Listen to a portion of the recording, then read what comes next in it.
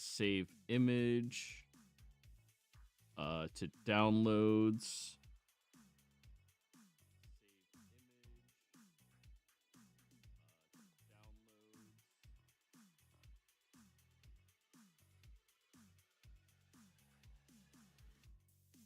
Mute the sites.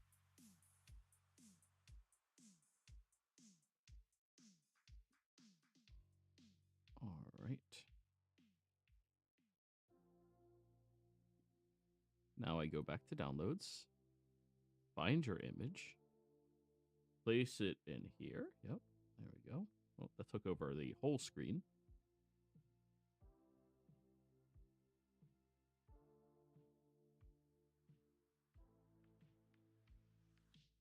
And somebody who watched it last week recommended that I go for a wider display for the actual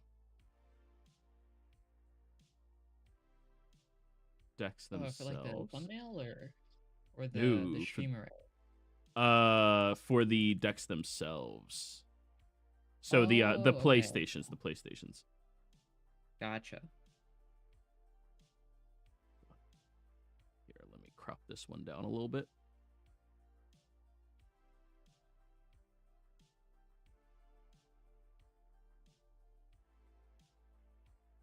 All right, that is much bigger.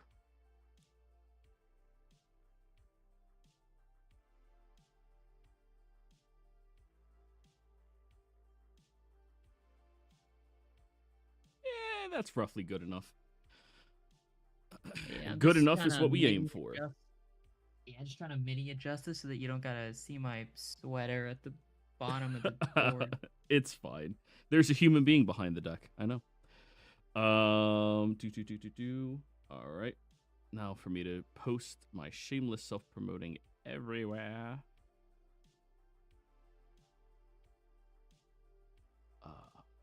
Okay.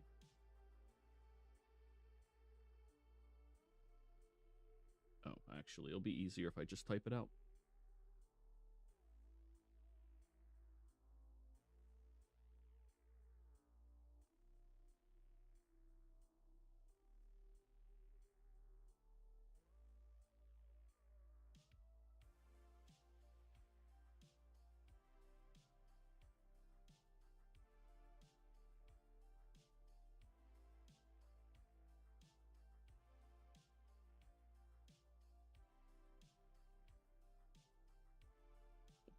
Oh.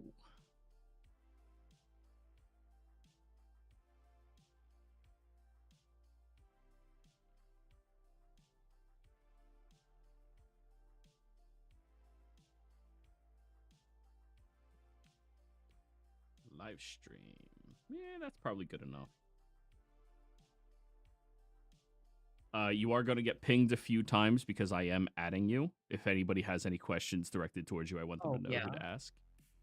So. Yeah, it's all good. There we go there. There we go there. There we go there. Exburst. Oh, hey, look at that. Somebody posted an Exburst promotion other than me. Let's go. Oh, wow. Yeah. And now these guys.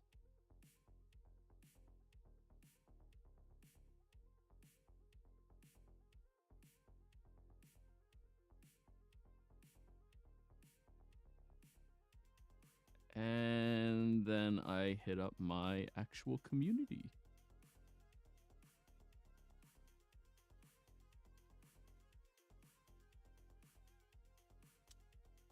Can't at you there because you are not in that Discord.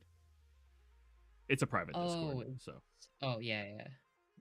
I'm assuming it's the like D&D thing. Yeah. People have to pay money to me to be able to be in that one. Gotcha. Yep. Alrighty then. So just so you're aware of how it's going to go, more or less, we're going to give a little bit of commentary before the match starts itself. I'm going to be recording while that is happening. After we do the match, we'll have a small little bit of commentary just to like better understand where our thought process is with everything. And then after we do both matchups like that, we can take like a 5-minute break or something. And then we VOD review where I will stream in this chat the video that I just recorded. And we voice over what our thought process is in different areas. I ask you a few questions, you can ask me some questions, and we more or less want to like mentally work out what the winning situation is for each deck and the losing, and then ultimately come to like a informed decision for how good each of the matchups are. Going in Okay, yeah. blind, yeah, going in. Actually, here, let me just start recording now.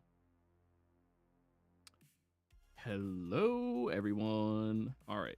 Recording and speaking during this part is not important at all. Yo, Suma, let's go. Suma. Still mad that I didn't draw special against you last night. Uh, but yes, so that's more or less how we're going to be running things here. To start things off, you're playing the blue Sukuno deck. The deck list is listed down below. And for anybody who's watching this, we are not changing the deck lists until there's a volume 2 that comes out for any of the matches so that they can stay as consistent as possible. The meta may change decks in the future, but we want to make sure we have the same level of quality of the decks through and through across all of them. Of course, when Bleach Volume 2 comes out, JJK Volume 2 comes out, these decks are going to be changing, right? But until that happens, we're not actually going to be doing that. So, what do you think is the core identity of the Blue Kuno deck? Like, what is your objective with the deck? I would say the objective is mostly just to dig as fast as you can, because I identify it as a tempo deck, Mm-hmm. meaning it's not quite aggro, but it really likes the big swings that aggro can generate. And Mm-hmm. it really likes doing that because a lot of the cards either dig or let you give you options for pressure, like the Makis and the Sukunas. But most of the time, what you're wanting to do is have at least 3 bodies up so that you can make a big swing next turn. Okay, yeah. That makes sense. Yeah, that's more or less what your deck's trying to do.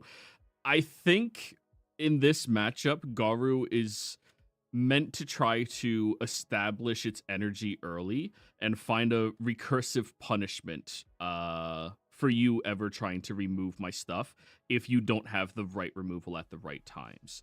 I believe your deck in particular, you have the special that bottom decks a card, so that's going to be really difficult for me to deal with. However, all of your early push-ups I can easily kill with the optional double AP guy. So I think we're pretty on par early game. Late game is super favorable to you though. I think I just need to find a way to establish more pressure in the front line and not give you profitable blocks. Which means I guess I have to play like a control deck in this matchup. Yeah, essentially, you just gotta keep your bodies, I guess, on a constant line. Just because my removal is finite, and a lot Mm-hmm. of it comes from resources off of life sometimes. Yeah. An important thing that I think I need to keep myself aware of as a Garu deck is I need to have a critical mass of raidable Garus so that your UGs are as little impact as they can possibly be against me. Raid UG is an absurd card. Everybody knows it's really, really good. But one of the saving grace about the Garu deck is I think I have something like 20 or 25 Garus that are raid targets. So I think. Yeah, that's probably gonna be a lot of trouble if you maintain a lot of names. Mhm. All right, well, let's get the match on the road. High roll for dice. All right, I Eh, got Snake Eyes. 10. I think that wins. I will be going second. Do you want to All cuts right. or it's mostly a learning experience, so it's up to you. I don't care. Yeah, we're fine. All right, Probably. we're good. We're good. Do 3, 4, 5, 4, 5, 6, 7. There we go. All right. That is actually a fairly playable hand. So you'll be Yeah, going I will. first. I'll keep mine. 7. There we go. 6 and 1. Right.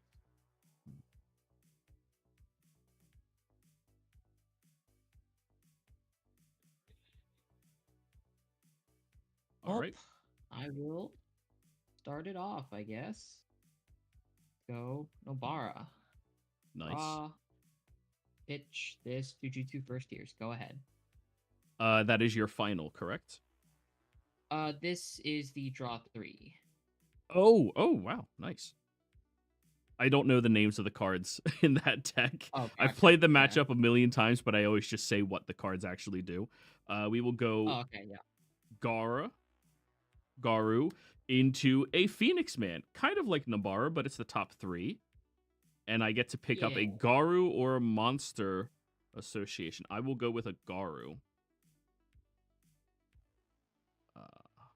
Now I have to sideline a card, which is a little unfortunate for me. I believe I am sidelining this little Garu. And go ahead. All right. Draw for turn. Let's go.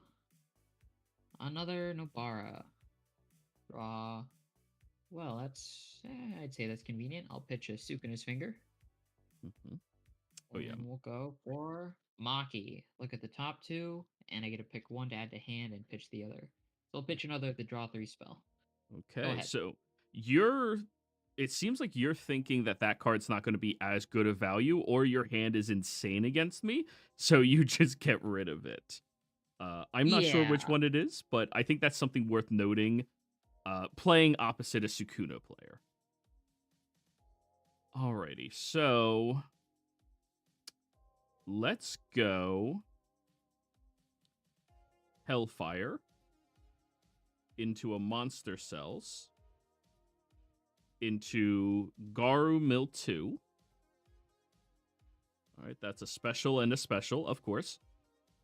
Love to see it. Yeah, I know. Go ahead. Draw for turn. All right. Well, let's start doing things, I guess. Go one of these for a Yuji. And Okay. go one of these. How much damage do I want this turn? Uh-oh. Probably not that much. So I'll raid Yuji and I'll put that Garo back to your hand. Oh, thank you so much. I'll do this and I'll play a Yuji in the back. And we'll go Alrighty. combat and we'll swing for the top. Top card it is. You get nothing. All right, go ahead. All right, now I'm up to 3 energy again. Now, the hand that I have been dealt, I think is pretty good. I by no means think that I'm in a winning position, but at least I have the ability to push up with 2 characters right now. At minimum, assuring myself 1 point of damage. We're going to play this Garu to the back line. Mill 2 again. Boop. Into Boop. Okay. And then we are going to play Garu and Garu. These are the 4-drop ones. 1, 2, 3, 4, 5, 6, 7 cards in my sideline. So the only line of text he has is when he gets to attack, he is going to be able to mill me 1. We will swing right. 2K. I will take this one. That'll be from the top. All right. It is Raid Yuji. That's okay. Well, Yep. that other one's going away. This 4-drop, I assume, or it's a Yes. 15. Yeah, 4-drop Garo. Yeah. Alrighty. Now, this is one of those things in this matchup that you have to be aware of is Raid Yuji is hurts you so bad off of life. Go right ahead. Yes. Yeah. Draw for turn. Let's see. Go one of these. We'll go Maki. Look at the top 2. Mm-hmm. Ooh. I will I'll choose to get rid of this raid Nanami. Whoo! Go one of these for a Yuji. Then we'll go one of these and we'll raid up a Sukuna. Draw Okay. 2. And that is, I'll pitch another finger. Nice. So he's at 2. Finger Yeah, count that- 2? Yep, 2 fingers. Nice. Gotcha. Let's go to combat. And we'll punch with 4K. Does Yuji currently have impact, or is that 3 fingers? He doesn't gain anything. Or sorry, it's just a Sukuna. bounce. Oh, yeah, he has 5K impact. He's 5k impact currently off 2 fingers. Yes. I think I'm going to be chumping your Yuji. All right. What about this other Yuji? I think I'm taking 2 damage this turn regardless. Top Right. is nothing. And then we'll go punch with Sukuna. All right. Now, I want to be able to smash in with at least 1 4k to gain me value. So we'll be taking that as well for an active trigger. He's so active. All right, go ahead. All right. We will draw.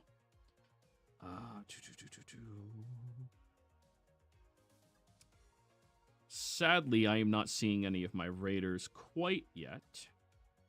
That is something that just happens when you pilot this deck.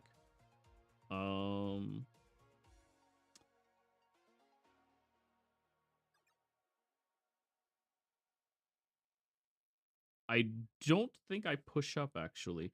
I am going to play Phoenix Man to the back line. Top 3 again. I get this Hellfire. And I will discard this Hellfire. We will reestablish another guy again. And we will kill spell your Sukuna. Oh, Granting no. this guy the spell shield. So Gotcha. we will swing in. And I will mill, of course, the big guy. 1, 2, 3, 4, 5, 6, 7, 8, 9, 10, 11, 12, 13 currently. So for 10, he's only nullify impact. So take Gotcha. 1. I will. All Yep. right, from the Top. top. Top again. All right. Active. I'll just give it to Maki. She's so active. All right, go ahead. Draw for turn. Let's see here. I got a reasonable amount of stuff, I think. A good amount of things. Mm-hmm. Go one of these for a Nanami. Then well, that could be funny. I will. Let's see. You got 2 4-drops. You got a Phoenix Man and then something else. A Raid Garu. The 0 Gotcha. cost Raid Garu. Oh, okay, yeah. 4 life. You're not blocking. Well, I mean, you could block him, I suppose. So, I would like the cards. I will rest this Yuji for a finger. Okay, that's your 3rd finger. Yep. And ask and you shall receive. I will go domain and recharge. Then I'll go pay 2 for this Nanami.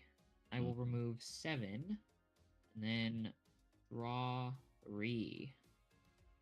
So I'll remove everything but these 3 fingers.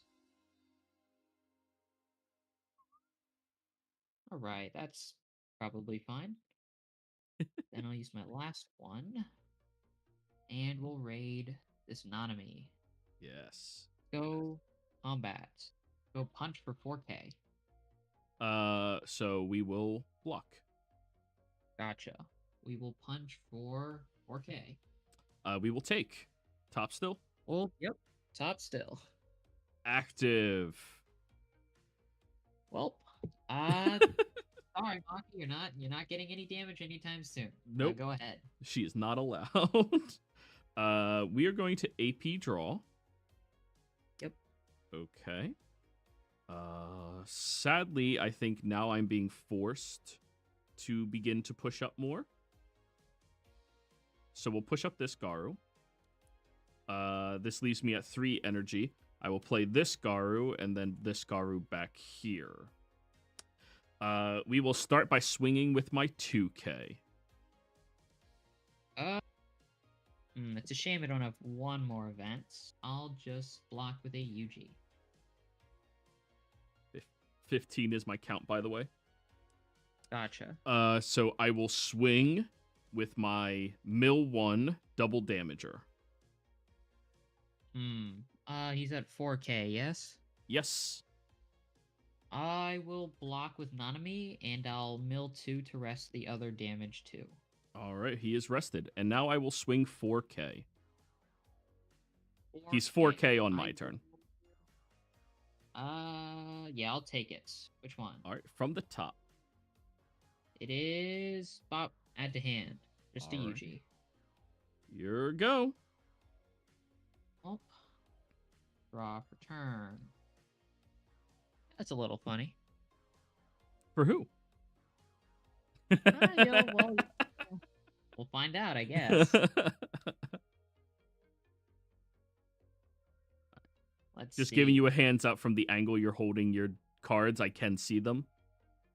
Of course, this is very casual. We're trying to learn what we're doing, but, you know, in the future. Let's see. I'll pay 1. We'll go UG up here. Uh-huh. You got that 4th Pay UG? 1. Let's go. That sets you back a good amount of AP, actually. I'll Your UG 4th? raid one of the damage 2s. No. And then I will collapse the other one.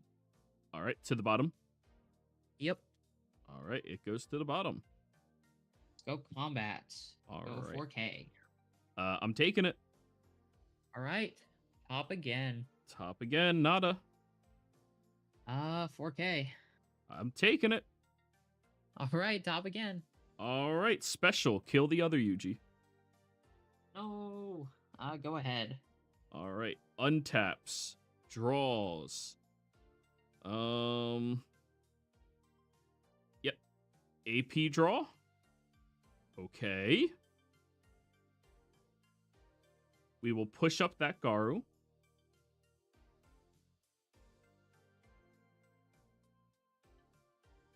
We will play this Garu to the back line. And we will finally raid a Garu. All right. So,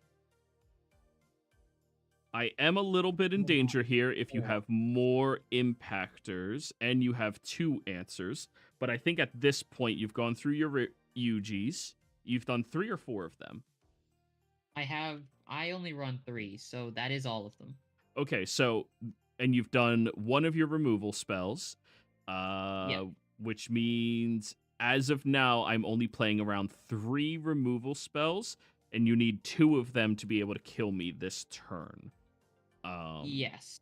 So I'm going to start. What's your life? I'm at 4. Okay. We will swing 5K Garu. When he attacks, I draw a card. And if you do not block him, he untaps, and he has impact. I will sack a Maki for it. All right. Maki is successfully sacked. We will swing with this Garu, mill 1. And he is a double. Impact? Oh, yeah, he does have impact. Sorry, top card. All right. Finger. Oh, that's the scary one. And now, double damager. I will back off a UG. All right, now 4K. Yeah, I'll take it. All right, from the top. Ooh, well, there it is. That's a special. Ooh. I assume Get you're rid of the killing the raid. big scary or the impactor. Yep. The impactor. Nullify impactor or big scary. I'll kill the big scary. Okay. All right, your go. Draw for turn. All right. I'll pay 2. Nanami. Move 7 and draw 3. So I have seen 2 monster cells so far, and I'm more than halfway through my deck. Just to keep you aware of where I'm at. All right. That's a little funny. Probably not enough to win this turn, though. I will I'll ask, go was there a to- reason you didn't full push up? Yeah, I don't really want to lose to a final right now. Fair, yeah. So you don't take the 50-50. Yeah.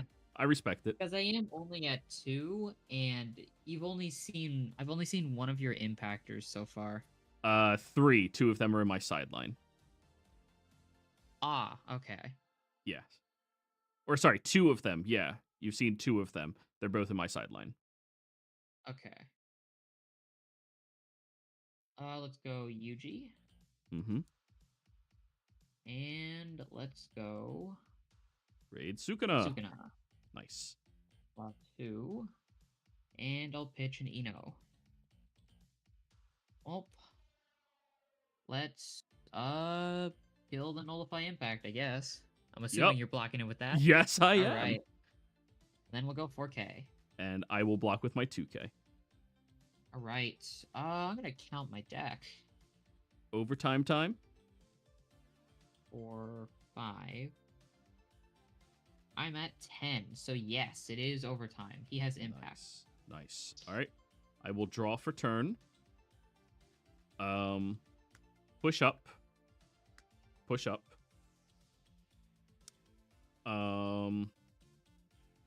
We will play this Garu, mill 2.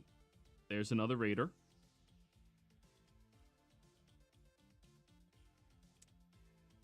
We will play this Garu, and we will play a Hellfire to the front.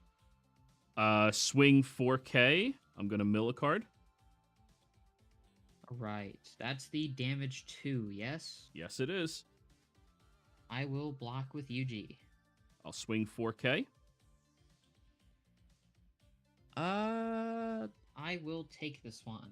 All right, from the top. I assume? Yep. It is draw trigger. And then swing 4K.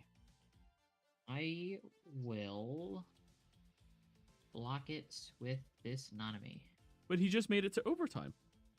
All right, you're Yeah. up. Draw. Well, let's go 1 for Yuji. Yeah. Go 1 Rada Yuji. for Sukuna. Bop. Bop. Pitch one of these colored trigger Nanamis.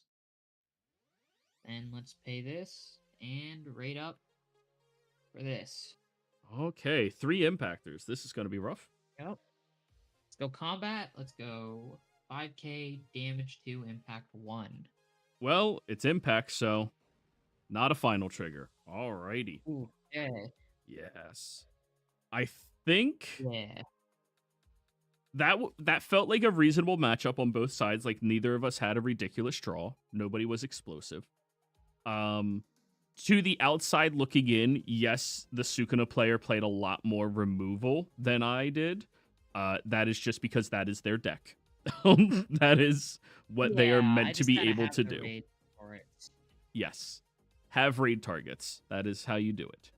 But I feel Yeah. like that was a very reasonable match. Perhaps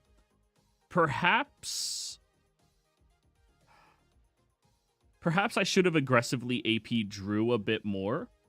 But I think that would have left me so far behind on the board that you would have easily have taken over with the cards like you said, Sukuna does the big setup turns, right?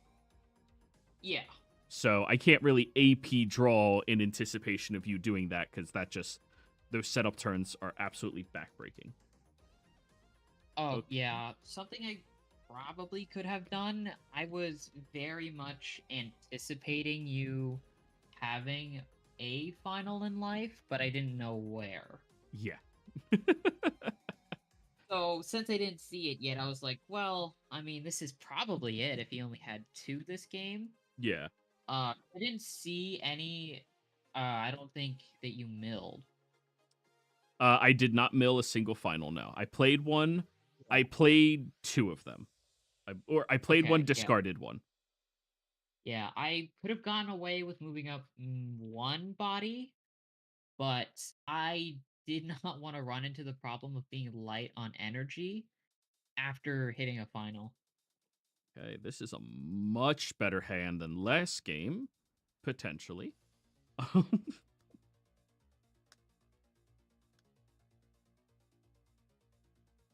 Now, I am somebody who likes to ignore when your strategy is around milling what you accidentally mill in the game. I know a lot of people might focus on that turn 2 where I milled 2 special cards off the top of my deck. Ignore those situations. Ignore that every time you can. Yes, it can feel bad in the moment, but that does not mean that milling is a bad strategy for this game.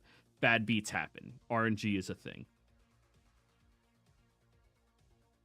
I just always like to put Yeah, that in there because a lot of people are like, I hate self-mill cards.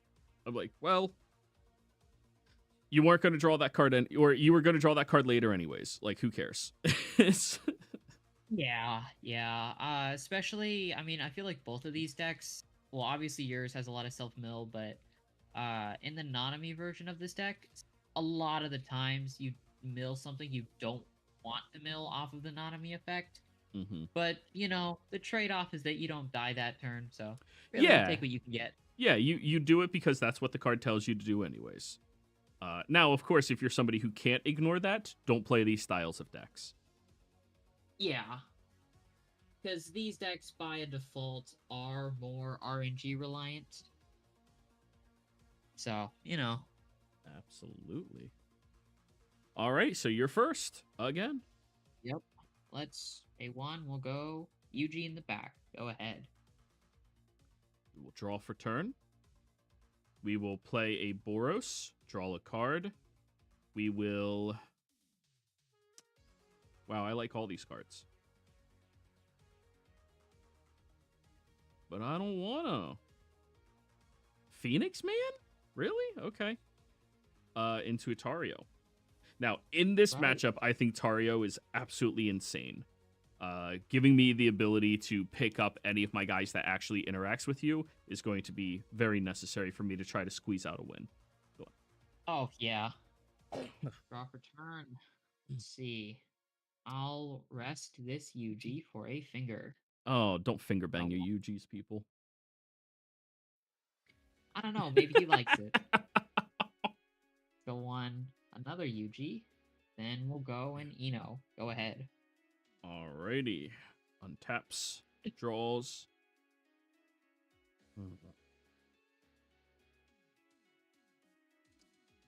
We are going to play a Hellfire, and we are going to play a 2-drop Garu, milling 2 again. See, I milled one of my 4 drops, but now since I have Tario, that is nowhere near as big of an issue. Go ahead. Right. Draw for turn. I believe I can afford 2 AP draw. Right. Not too bad. Go one of these for a Nobara. Draw. That is what I wanted to see. I'll pitch a collapse. That is a Oh, terrifying thing. yeah, we'll go domain. Then we'll go one of these. Let's go raid Sukuna. Draw 2. And I'll pitch. Well, I have a lot of stuff I can't exactly play, so I'll get rid of a raid Nanami. So that telegraphs to me that you might struggle getting to 4 energy again, or you don't have any double energy producers yet. Yeah, I don't play any double gens. Well, Ooh. besides the UG, but I don't really play any modular double gens. Yeah. Hellfire's in here just to do that. Yeah, well, kinda hurts, but we'll go to combat, and we'll swing with 5k no impact. Oh, I'll take that one. Alright, we'll go from the top again. And we get Hellfire. Alright. We're currently at 4 inside line. My turn? Well, Go ahead. Alrighty. We will draw.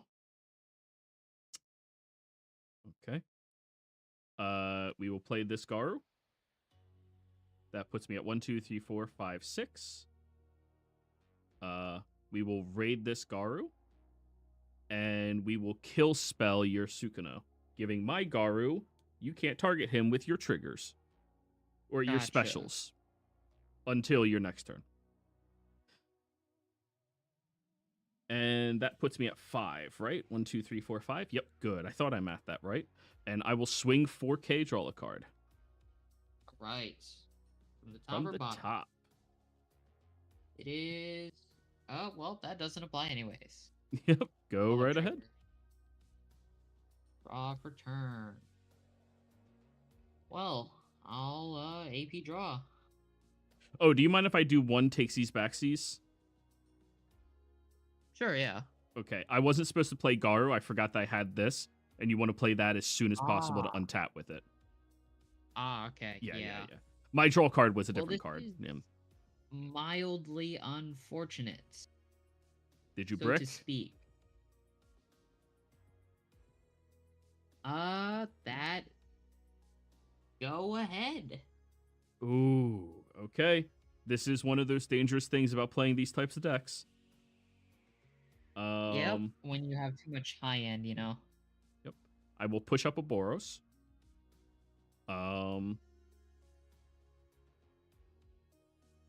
I will AP draw, actually. Okay, that's really good. I will mill 1. I milled the kill spell Garu. Okay. We will play Garu, and we will play Garu on the back line. So we'll start by swinging with Big Dumb Garu. Draw a card. I'm assuming at the top again? Yes. All right. Bop. Well, I can't use that, but nice to Fif- see. 15 Garu. All right. Bop. Now that's no trigger. Alrighty, you're up. I am at 6 in sideline, by the way. Gotcha. Draw for turn. Let's AP draw. That is very funny, but that does not help. Uh-oh. I'm gonna go to the end step and remove these two for hand size. Oh. And you know Not what? particularly ideal. People may critique you for pushing up that Sukuna early and smashing, but like in this amount of draws, you should have seen something that costs less than 4. Yeah, there were 2 plays I could have done. Either, I believe I do think I missequenced that. I could have done a raw ratio, just popping the Garo you had on field and then pushing up. But I don't know. Or I could have just raw played 2 raids and then kept 4 energy. All right, But AP then I wouldn't have draw. gotten the Sukuna draws. True. And like you've seen what 5, 6 extra cards since then. You should have hit something that allows you to keep playing. It's a statistical anomaly. It happens. And this is for not towards you, obviously. You know what you're doing. Like you're fine. Mill 1. This is for if anybody watches and wants to critique. 3, 4, 5, 6, 7 in sideline. Ugh. I need you to play things. I mean, I would like me to play things too. I will play this Garu to the front. Or to the back. And, I mean, at this point, given my hand, I will sacrifice Tario. And I will pick up this Garu again. And I will play this Garu. We will first swing with him, draw a card. Right. Well, bada bing. Eno, draw trigger. There. 4K mill card. All right. Is it damage 2 yet? No, it is not. Okay. Bop. Another draw trigger. Swing 4K Millicard. Well, oop. And yet another draw trigger. And now 15. Let's see it. Oh, well, an active. Okay, you're up. Draw for turn. Ah. Well, I mean, the chances of drawing all fours off of those draw triggers is quite strange, but No. I'm gonna AP draw. No. No. You drew all fours off that? A little bit. A little bit. Oh. Jeez. But there is a small silver lining. Let's see if this thing I got can. There it is. Let's rest this Yuji for a finger. Okay. Yep. Well, I mean that works, I guess. Let's go Nobara. All right, now I have to pitch a collapse. And Alright, I guess I suppose the good thing about all of this is that I do have quite a lot of stuff now. So we'll go domain. yes. Go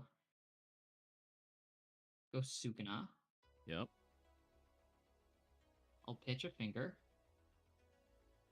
Go domain. Uh-huh. Uh-huh. Go Yuji. Let's go domain. Mm-hmm. Then gotta play some guys up. So let's go hard play Nanami. And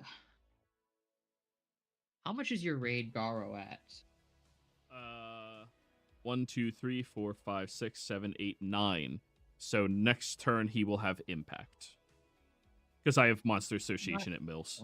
Yeah. Not particularly great. Yeah. And of course, if you attack, I'm obviously going to chump to move up my 4K. Well, 'twas a valiant effort, but I guess I'll just go Yuji, and we'll put one of the 4 drop Garos back to your hand. All right. I do think that is the better choice. Let's go combat. All right. Let's 5K impact. Yeah. Where do you want it? All right, yeah, to the top. All right. Get trigger. I am not going to resolve the get trigger. 4K. Boros chumps. All right, go ahead. All right. Draw for turn. Play him. That leaves me at 4, 5. 1, 2, 3, 4, 5, 6 energy. Okay. Mill 1. That's a special. That's okay.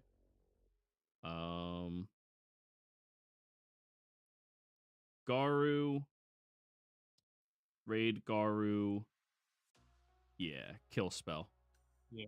That's all 4 domains, right? Yeah, that is all 4. Yeah. Yeah. Well. Oh, there's another 0. There it is. All right.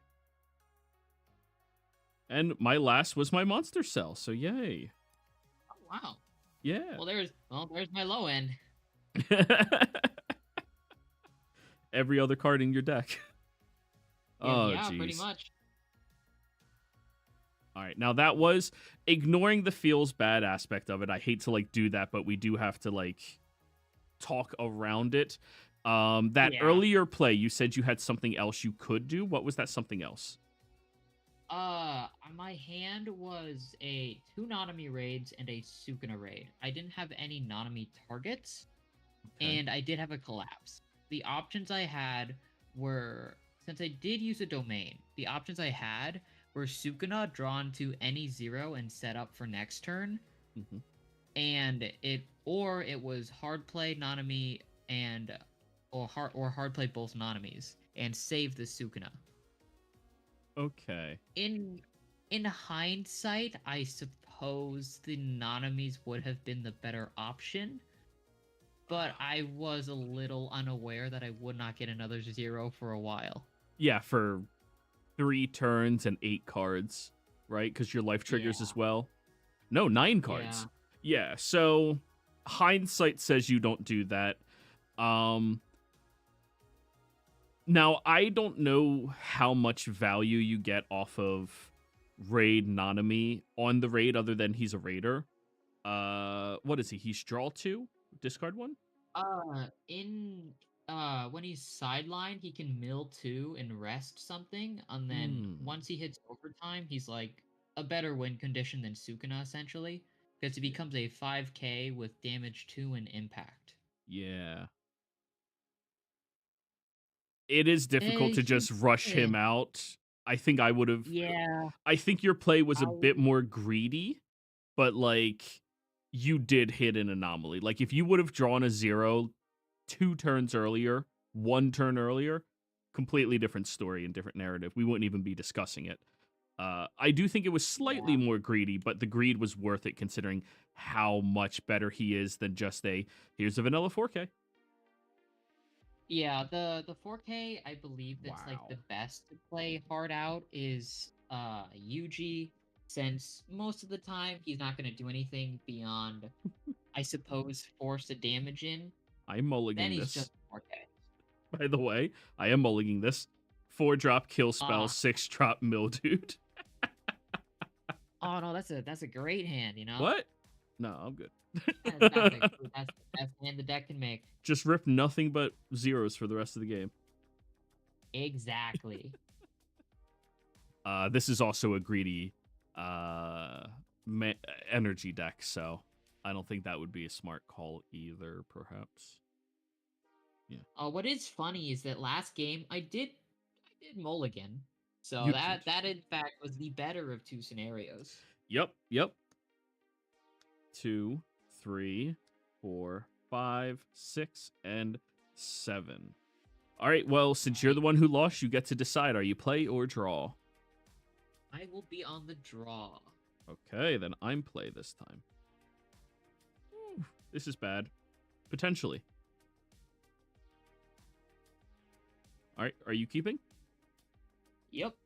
All right, there's a 0 cost for you. Go ahead. Draw for turn. Let's see here. I will go for a Nobara. Draw. Well, I'll pitch this color trigger Nanami. Then I will go for a Yuji and go ahead. I'm going to pray. And now I'm going to AP draw. Go ahead. Well, draw for turn. It's a component of the game is RNG. Yeah, that we'll go one of these for a Nanami. Then I suppose we can start the greed. Go domain. Then we'll go for an Ino. And I mean, okay, yeah, I can be greedy, I suppose. Given last game. Yeah. It wouldn't happen twice in a row, would it? Yeah, surely. Here, draw me cards. I'll Come on. pitch this draw spell. Go ahead. I was gonna say go ahead, but then I realized, right, I can attack. He does Let's do go that. Swing in at the top. All right, and you give me nothing. All right, go ahead. All right, we're at 3 energy now. Cool, got there. Tari. Flame. Cells. Oh, okay. Yep. Association. Garu Mill 2. Kill him. Oh no. All right, go ahead. Draw for turn. Let's go one of these. 4. We'll go a Maki in the front, like the top two. We are at 6 And in I'll sideline, by the way. gotcha. Let's pitch this zero Nanami. Mm-hmm. A 1 for a UG. Then I'll pay 1, and I will raid this Nanami up. Alrighty. And let's go combat. Let's go 4K. Where do you want it? We'll just take it from the top again. From the top. Ooh, final. All right, go ahead. Draw. So that's 7 now. Get up to 8. How big is Maki? 15. Alright. I'm going to push up with Tario and Garu. All right. I'm going to mill 1. Hey, there's the big guy.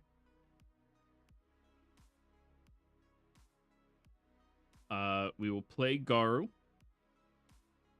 And we will play Kill Spell Garu, killing your Maki. Aw. I'm going to swing for 3K. I will take it. From the top? bottom. From the bottom. Yeah, we're mixing wow. it up this game. I'll use Uh-oh. that, yeah, I mean, I'm gonna use it. Yeah, that's... That... Ooh, do I use it? I don't know. Ooh. That screws up your energy, but it also screws up my everything. Yeah. Except energy. I will not use it. I'll add it to hand. Okay. I will swing 500 with Tari. Yep, which one? From the bottom. Let's see what it is. Oh, wow. Huh. Second burst fate. Is the second one better than the first one? Well, now the game's like, are you sure you don't want to do it? I am sure I'm not going to do it, so I'll add it.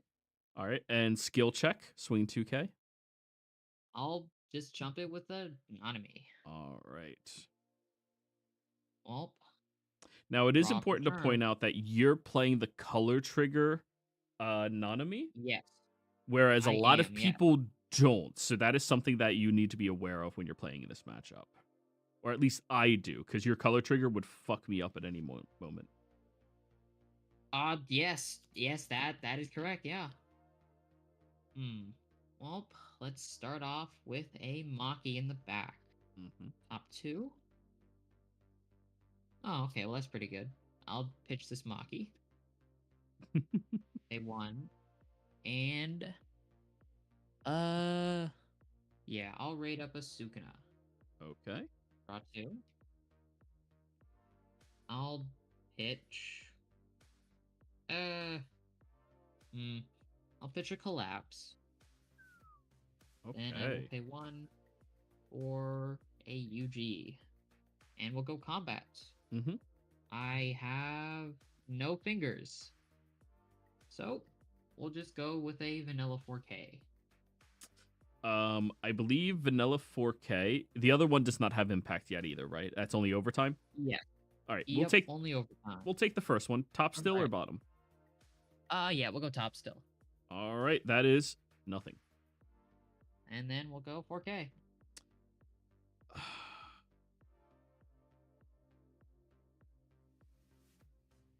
We'll take that one as well. Top? Yep. Now, I may be, a little greedy here with that, but if any of those were triggers, I think I'd be able to put myself into a much more winning position. 1, 2, 3, 4, 5, 6, 7, 8, 9, 10. Right. Well, go ahead. Draw. AP draw. Mill 1. Or wait. Push up. Now mill 1. Damn.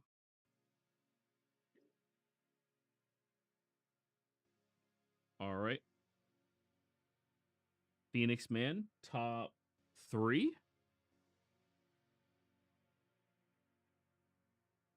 I'll get this Garu.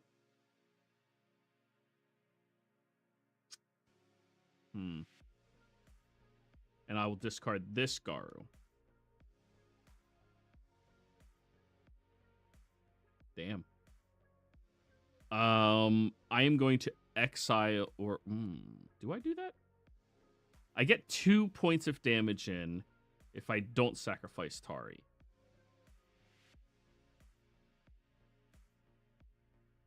But I think I don't want to exile any of my things. I will sacrifice Tari in order to pick up this Garu. And now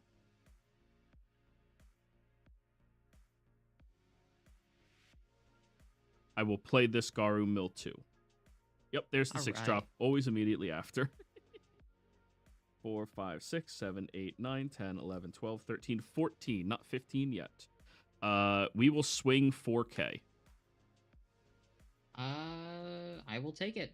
All right, from the bottom. Let's go pop. Add to hand. And you go. All right, draw for turn.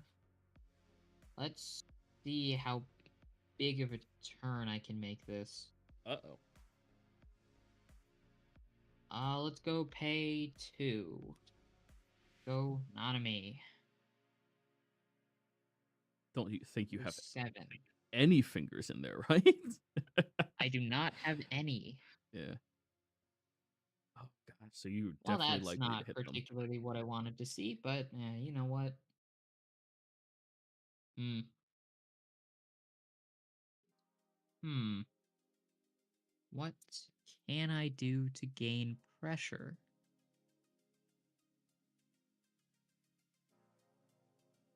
Welp.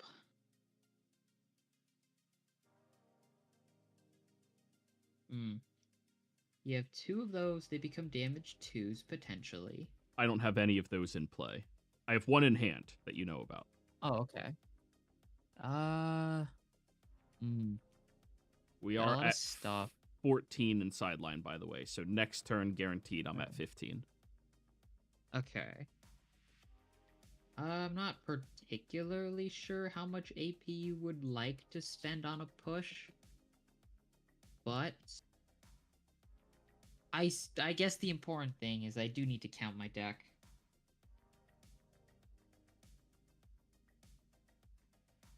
Alright, I'm 4 over the limit.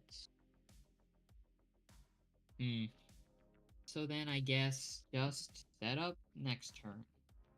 Full raid Yuji. Ooh. We'll put one of those two, the two of the same thing, whichever one you want. Okay, this one. Whichever one's your favorite, you know? Combat. Let's go vanilla 4K. You have 3 attackers. I have 3 blockers. I don't think I'm fully blocking out this turn regardless, so that'll be my first take. Top or bottom? All right. Top again. Active trigger. That's a huge Alright. Garu. Let's go punch with Nanami. Blocks. And then punch with Yuji. Chump. Alright, go ahead. All right. I am at the full 15 now. Draw that. I will push him up.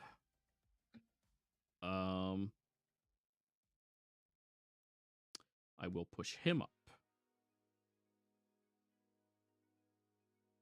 Okay. Do I get there next turn? I think I get there next turn. I believe I'm at 16 sideline. 3, 4, 5, 6, 7, 8, 9, 10, 11, 12, 13, 14, 15, 16. Yep, I am. So I am going to sacrifice. Oh, wait, no, that'd be stupid. Don't do that yet. Don't be stupid. I'm going to play this Garu to the back line.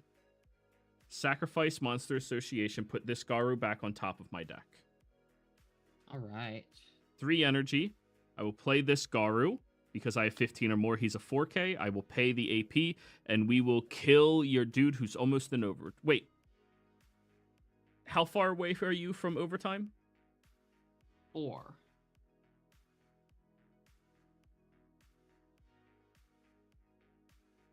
We'll kill the Sukuna. All right. I feel like you're more likely to chain fingers from this position than you are to get 4 cards deeper. You can let me know if that's wrong when we go and criticize this afterwards, but yeah, for the time being, I think that's going to be my thought process. We're going to swing 4K.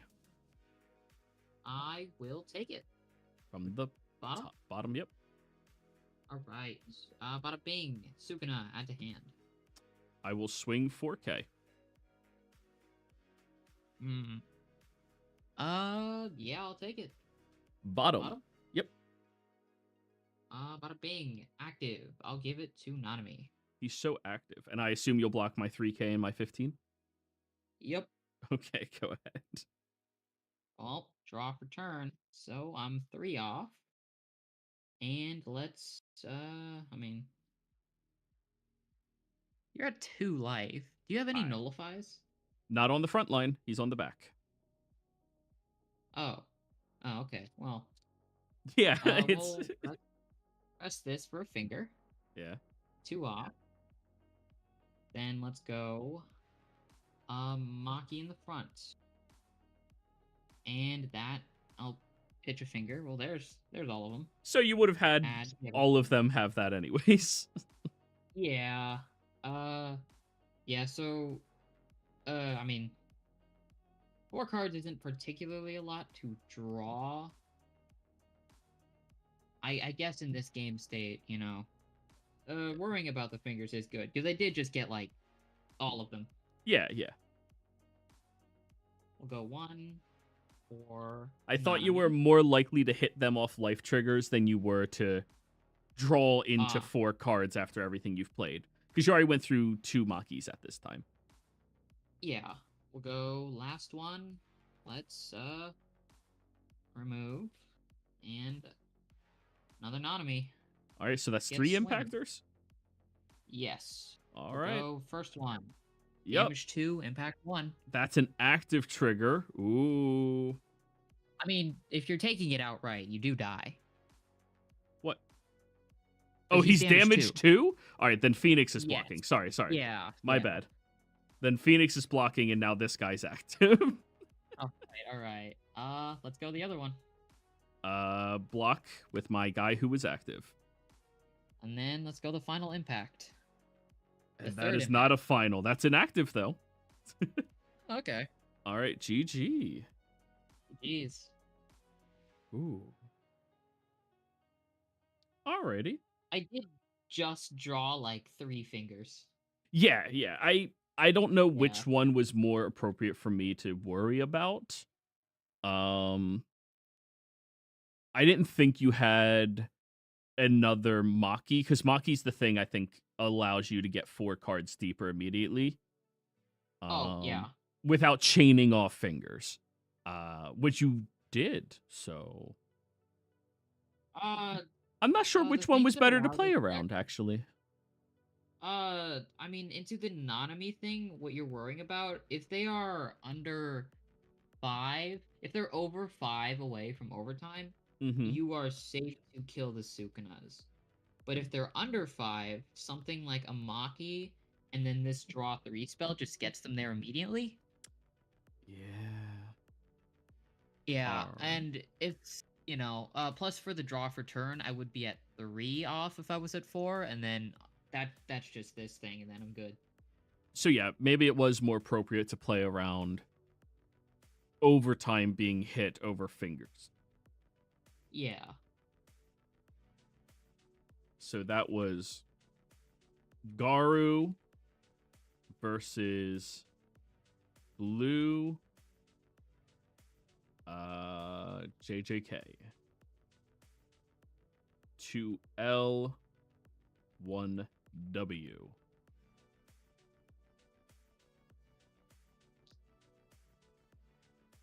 Save that video. What?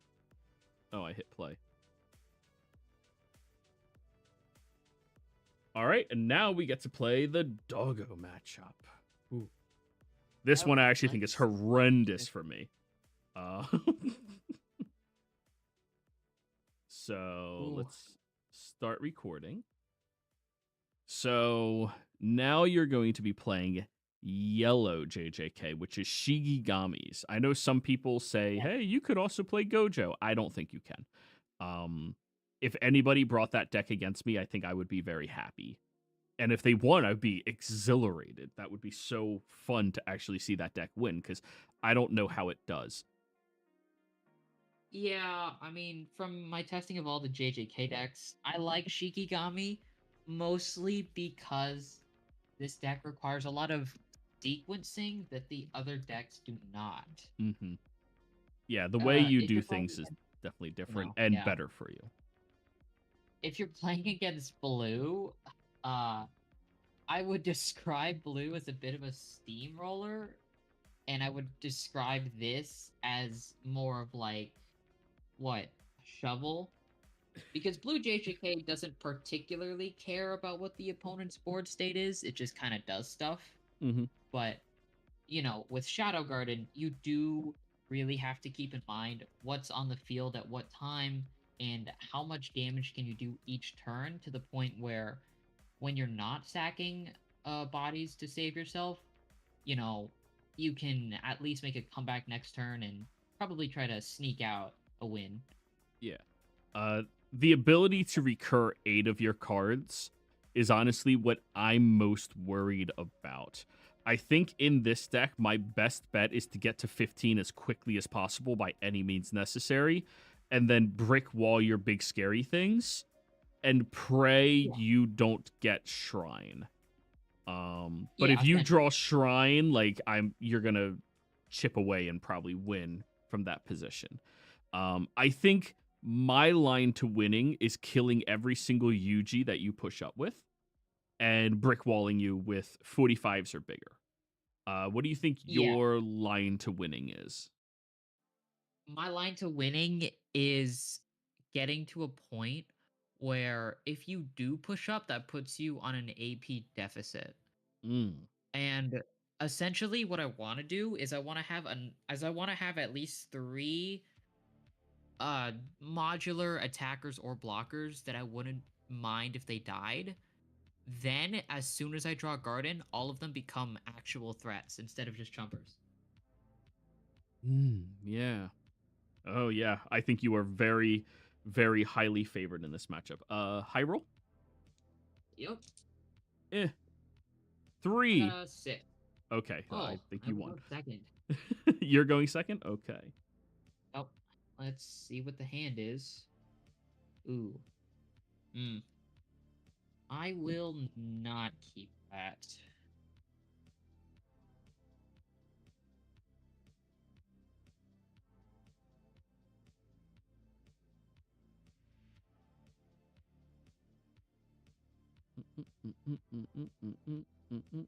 All right.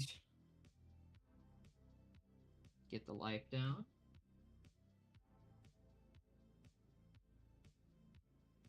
All right.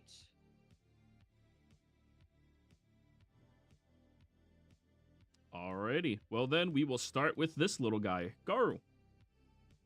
All right. Ooh, draw for turn. That is not what I wanted to see. Uh oh. AP. Oh, That puts you at 8 it's exactly. it's gonna be one of those games. I think this is another line that Garu has to actually winning the matchup. Um, Yeah, this is but pretty ideal for you, I would say. Yeah. all right. So now it's my go. I mean, you're still Yeah. 100% in this game. You have a very favorable Yeah. state. So we're going to go Phoenix Man, top 3. We're going to go with Kill Spell Garu. And we will discard. You don't have any kill spells, so I actually think Taro might not be good in this matchup. And usually I would play him to the front line, but in this situation, I don't think I need to. Mill 2. All Go right. ahead. Draw for turn. That works, I suppose. We'll go small dog. Then we'll go for a Nue and go ahead. Alrighty. So now we're up to 3 energies.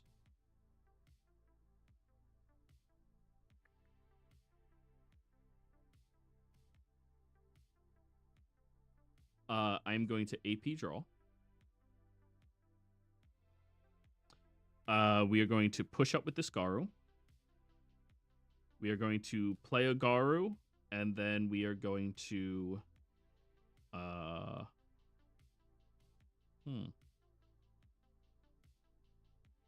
mill with this Garu. 1, 2. Swing 3K from the bottom. All right. Bada bing. Add to hand. All right, go ahead. Draw for turn. Go one of these for a Megami. So go one of these for yeah, we'll go another one. Look at the top 5 for a Shikigami. And I'll add a small dog. Mm-hmm. And then you get to play one for free, or is that the different one? No. He just adds. The one that gets to play one for free is this, the Oh. raid. See, I knew what was coming. Bop. It's a weird choice. But I will add a Nue. Okay. And I get to play one for free. So I will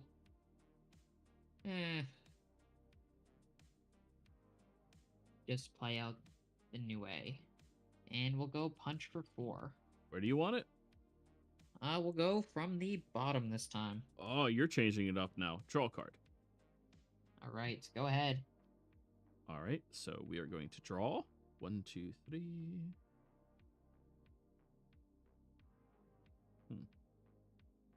I have to count sideline. 5, 6. 6 currently in sideline. Which means this guy is a 3K. I'll pay an AP to kill the Nue. All right. And then, as promised, I will fist your Megami. All right. It is called Fist of Flowing Water, by the way. I'm not just being a pervert. Yeah. And spell shield this one. Swing 3K. Right. Where'd you like it? From the bottom. Bada bing. Nothing. All right, and then 3K. Well, bada bing. Ooh, that's pretty good.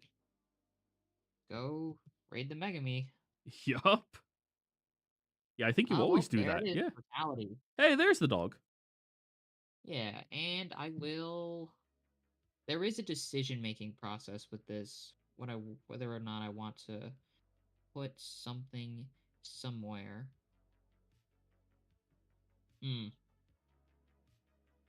I think.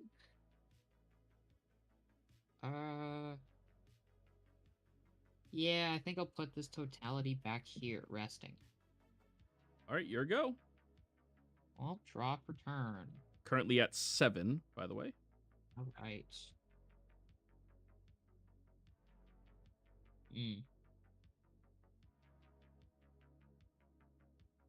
How much damage can I reasonably do? Knowing your deck all? Find out. Yeah. Move up totality. Yeah. You don't currently have a small dog in the sideline, do you? Not yet. Okay, good. Go 2 AP for this Megami. Mm-hmm. And he gets to play one from my hand or sideline set to active.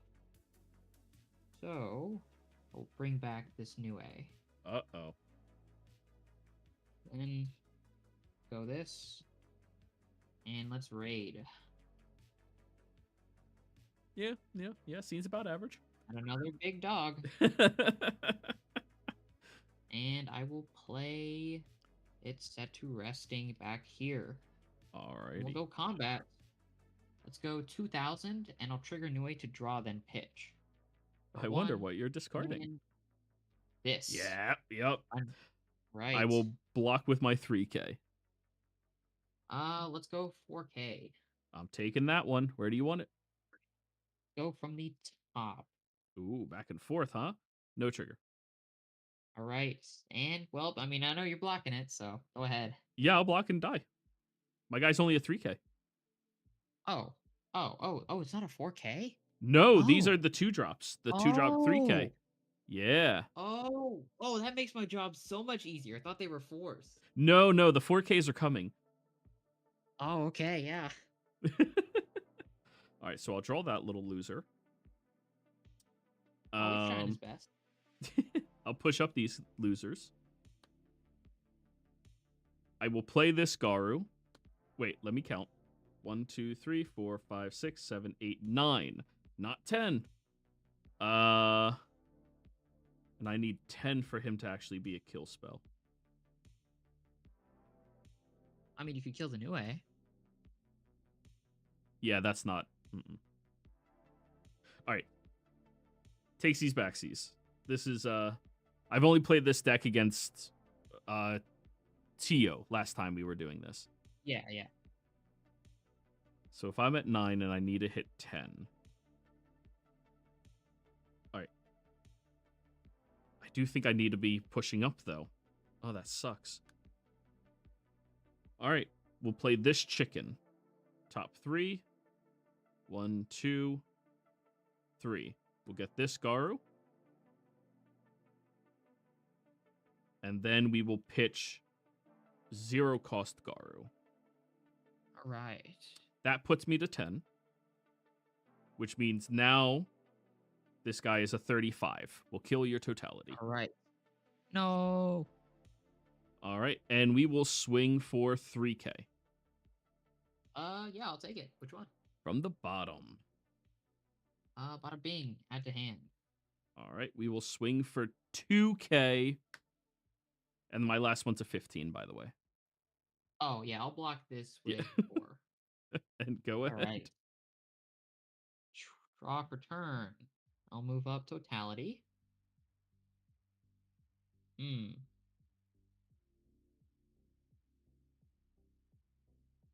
Well, I guess I kind of have to. Go 2 of these for this. Gonna bring back totality. Yep. Then I'll put 1 of these. And I'll replace this dog with a garden. Yup. Combat. Let's go 2K and we'll trigger new A. Draw. And I'll pitch yeah, I'll pitch the snake. He's not really helping anything. He's a bad snake. I'll block with my 3K. Alright, we'll go 35. Block with my 15. 35. Block with my 15. We'll go 4K and trigger garden. Yep, we'll take that one. Where you want it? We'll go from the top. And that is a raid trigger. All right. He is Go currently ahead. a 45. 1, 2, 3, 4, 5, 6, 7, 8, 9, 10, 11, 12. All right. Yeah, I can't beat over that, so go ahead.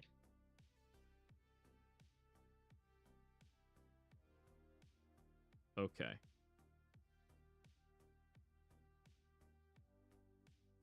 Garu. He'll spell one of the dogs All right. into Raid Garu. Ooh, all right. 1, 2, 3, 4, 5, 6, 7, 8, 9, 10, 11, 12, 13. So he doesn't have the big scary line of text yet. He just has 45 impact and draw a card. All right. So I will 45 impact, draw a card. I'll take it. From the bottom. Oh, this one has spell Uh, shield, by the way, for my kill spell. Oh, okay, gotcha. Yeah. It could be relevant. I have to be careful about that. Swing with this one, draw a card. From the bottom again? Yep. All right, it is up, nothing again. All right, and you can easily block everything else. Go ahead. Right. Draw for turn. Well, let's I guess let's attempt to get a big swing. Go 1 for 10 shadows. Draw. And I'll Oh, play this back here. uh, can't wait for Elephant, not gonna lie. Yeah, I mean that card's gonna be really good. Yeah. I guess I could do both, can I? Yeah. We'll go one of these. I will pay for garden. Then I'll go one of these. And I'll replace this Niue with another garden. And we'll go combat. Go 45. Well, damn. 1, 2, 3, 4, 5, 6, 7, 8, 9, 10, 11, 12, 13 means I need to put 2 things into my sideline to be able to profitably block them. Garu. Alright. That puts me to 14 in Uh, sideline. Gotcha. 14. And then that other thing will definitely just die. Uh, let's go 3K Trigger Niue. Raw. And I'll get rid of this Toge. I think I'm taking that one. Right, we'll go top. Okay, nada. And that put me up. There are now 5Ks. Alright. So, we'll go 45. Block with Garu. We'll go 4K, trigger both gardens.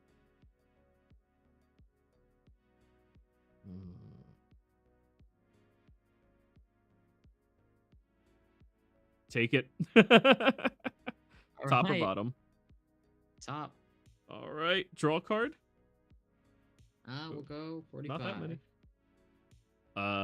Block. And then 45. Chump. All right. And you're go at ahead. 1? I am at 1. So, you know, Ooh. maybe it's a final. Maybe. Maybe. It could be a goat. Well, this is a bit weird.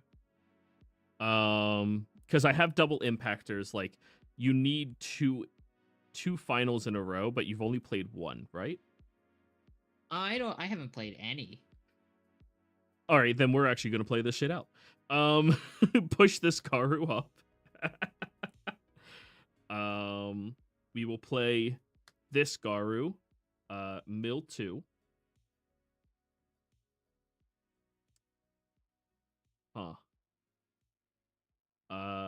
We will monster cell.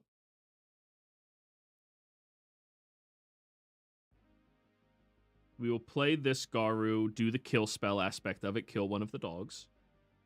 All right. And then we will kill spell the other dog, giving him spell shield. All right. All right, swing, draw a card, impact. If he's not blocked, he untaps. Oh, I'll kill the Niue, and let's see it.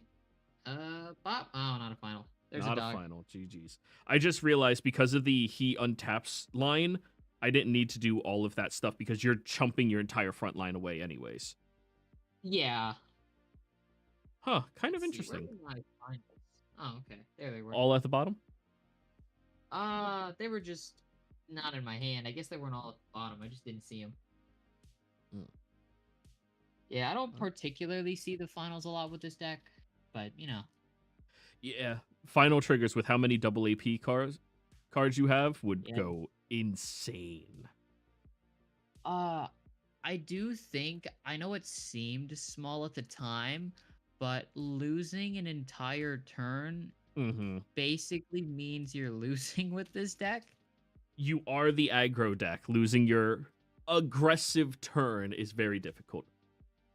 Yeah, losing an entire turn is just, especially early game, it really hurts. Axid just asked me, how did I have enough energy for the special? Let me go back and watch the VOD a little. You are absolutely correct. I had to play him to the back line, not the front line, in order to do that. Good to point that out. Thank you very much, Axel.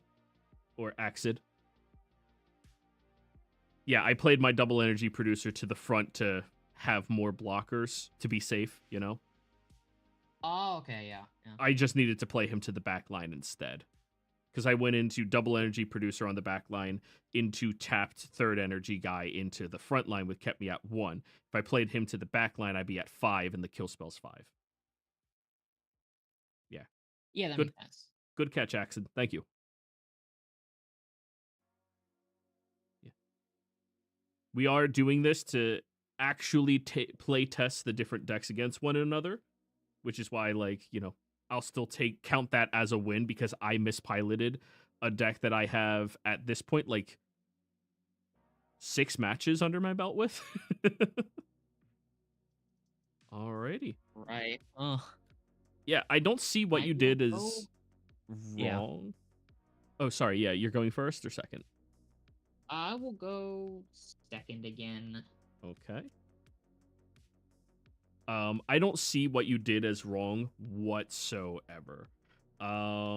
Getting stuck early game was more or less what crippled you in being able to kill. Because, like, even though I still had, what was it, 3 life there, I was 1 turn away from death with Double Garden. Like, you can Oh never yeah. rely on less life than 5 with Double Garden in play. 3, 4, 5, Oh yeah, Double 6, Garden is 7. basically my favorite thing to like close out a game early, especially into a deck that really can't afford to block early with the Mm-hmm. names like Garo. Yeah. It's nice, but you know, a little bit too late of a Double Garden play. All right. So I'm first then. Yep. All right. Let's do some Tario Speedwagon. And if anybody's old enough to get that reference, you're awesome. Draw. Ooh, that's a good one. Let's go. I'll play 2 Yugis. Go ahead. Well, that is a start. We will Garu into Hellfire. Go ahead. Draw for turn. Let's go. Hmm. I mean, that's kind of worth it. I'll Oh. activate a Yuji. Ooh. I'll have 3 gen. Go Okay. 1 for totality. Then we'll go 1, and we'll go this Searcher Megami. Ooh, yeah, that is We'll definitely worth it. 5, add Nue. And go ahead. This guy dies. I'm up to 3 now. Draw. Hmm. Yeah, this is not a picking it up matters type of deck. I don't think. So we will push up with Tari. We're at 3 energy right now. I think I'm still in setup phase. So we'll go Garu Mill 2. Good mills, good mills. Garu double energy producer and Hellfire. I'm gonna get in for 500 Oh, where would you like it? from the bottom. I'll be something cracked. That is okay. That's pretty good. All right. Are you Well, gonna yeah. kill the Taru? Huh? Are you gonna Yeah. kill Oh no, or no, the Garu nah. or the Taru? Yeah. I don't really want to kill the 500. You know. You're gonna kill the Garu? Oh, damn it. Yeah. But It he was a can hard pick choice. You him know. up. He can pick him up. Go Well, ahead. draw turn. Okay. Let's do stuff. So one of these for. You know what? I do want to do stuff. So is that worth it though? I'm gonna be pretty drained if I do that. No, it's not worth it. We'll go one of these for Toge. All Go right. one of these for Megami. Mm-hmm. 2, 3, 4, 5. I will add a totality. And what do I want to play for free? I mean, okay, yeah. I'll do that. Will I do that? I don't know. There is a certain line, but that's probably not worth it right now.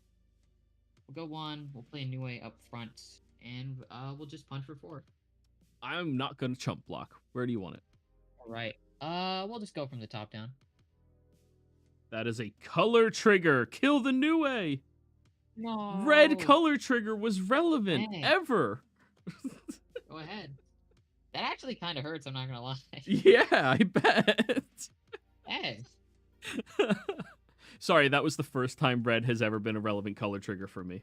Just ever. That's the first time I've ever seen red hit a relevant color trigger.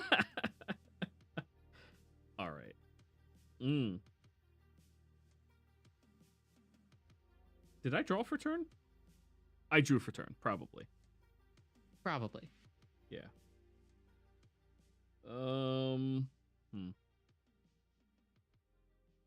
What are we at? 1, 2, 3, 4. Oh, I need to find a way to get to 5. Oh, that's how you get to 5. Well, 5 doesn't change anything, does it?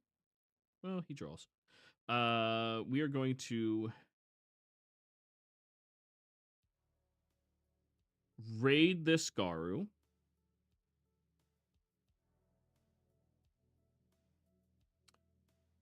Play this Boros. Draw. Discard this Garu.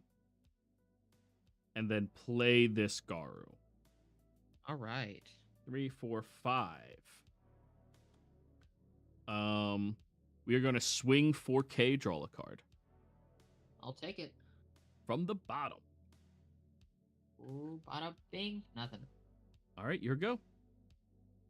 Draw for turn. Oh, that's pretty good. I'll move up totality. And...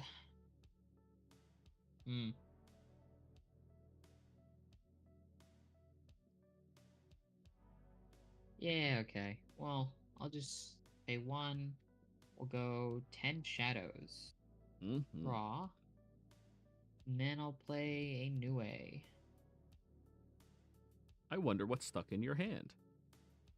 Yeah, you know. It might be something. To be fair, you can always just play him to the front line, and even with my impactor, go, I chump. Yeah, that's true. I didn't really want to play it though, because I do only have the 1. So let's. I have 2 AP. I could do this. I could do that play, but is that worth it? Hey, beer son. Yeah, Mm, we'll be testing Speedo after I'm done putting Garu through the gauntlet, so you'll be able to see the comparison of how they line up in different matchups. Spoiler alert, Karapika feels nearly unwinnable. If you want to see episode 1, it should be down below somewhere.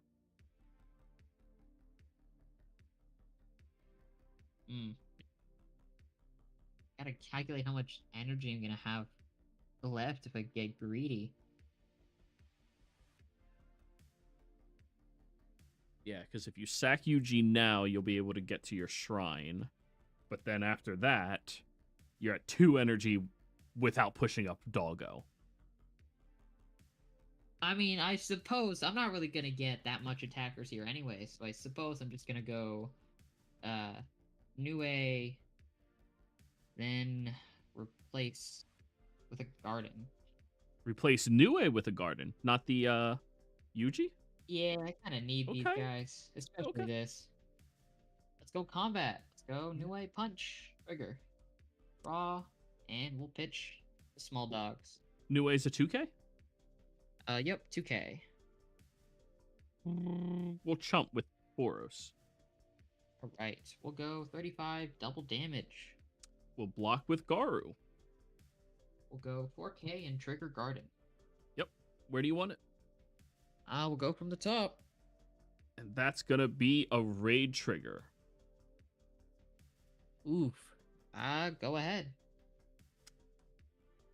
That potentially ruined my energy line. Yeah, maybe.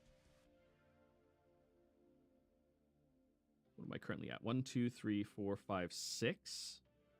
So I'm at 5. Can't really do much else. Mhm. How big's New A? 2K? Yep, just a 2. All right. We're going to AP draw. Okay. We are going to Monster Cells, untap. We are going to Garu, pay the AP to kill Nue. All right. And then we are going to sacrifice this Tari to pick up this 4-drop Garu, whom we will play to the front lie. All triggers are may. When it comes to raid, you may raid it or put it into your hand specifically, but you never have to resolve a trigger. For instance, if you have like no cards in your library and you hit a draw trigger, don't. Just say it fizzles and put it in your sideline. Yeah, like for example, in the blue JJK, I chose not to raid a raid UG like twice. So I will swing with this one, milling one. I uh that's a 4K, yes? Yep. And I'm All at right, I'll 3, take it. 4, 5, 6, 7, 8 inside line. All right. Bottom again? Bottom it is. Right. Got another Let's see it. shadow in life. Yes. Yeah. All right. I assume the Well, big yeah, dumb one of those idiot. raids is going. Yeah. It's all right. You just put me ahead. I'm at 10 inside line now. Guess who now has impact and draws a card? Well, I was gonna take it anyways. Which one? Bottom again? Bottom. Yeah, yeah. Yeah, color trigger. Come on. Okay, it's a Oh, draw. close. Close, close. Draw. All right, here go. All right. Draw for turn. Well, I'll move up totality. Mm-hmm. Uh, well, there's a couple things I could do. This is the funniest, though. I'll activate UG. Then I'll go pay 2 AP. We'll go Megami. Ooh. What do I want to get? Hmm. I mean, you're blocking whichever one I get anyways, so. Yeah. Well, New Way's back for the 4th time, I think. 2, 3, 4, Uh, 5, 6, 7, 8, 9, 10. So I need to get 5 into let's, sideline? Ugh. yep. And then we'll go last one. Let's do it. We'll replace this with a garden. Oh! That. Let's go 35. Double damage.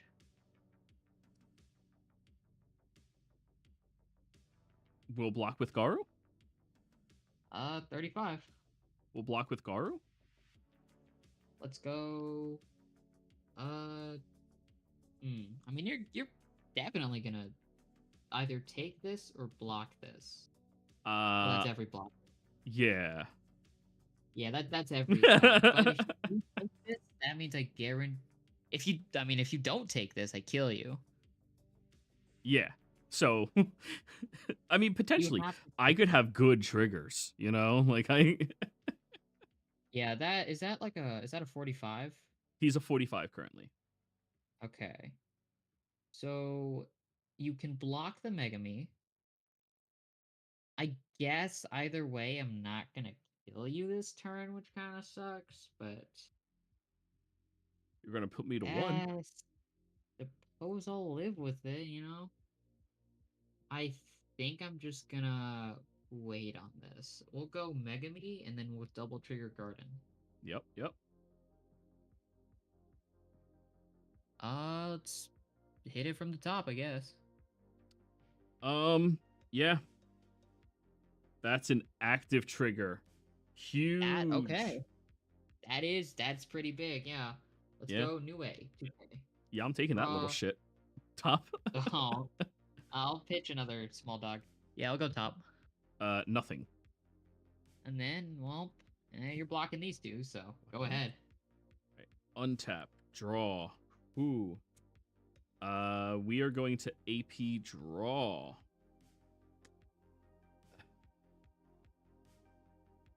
We're going to push him up. 1, 2, 3, 4, 5, 6, 7, 8, 9, 10, 11, 12. Do I have a way to get 3 cards into my sideline this turn? 2. Okay. We'll play the Boros.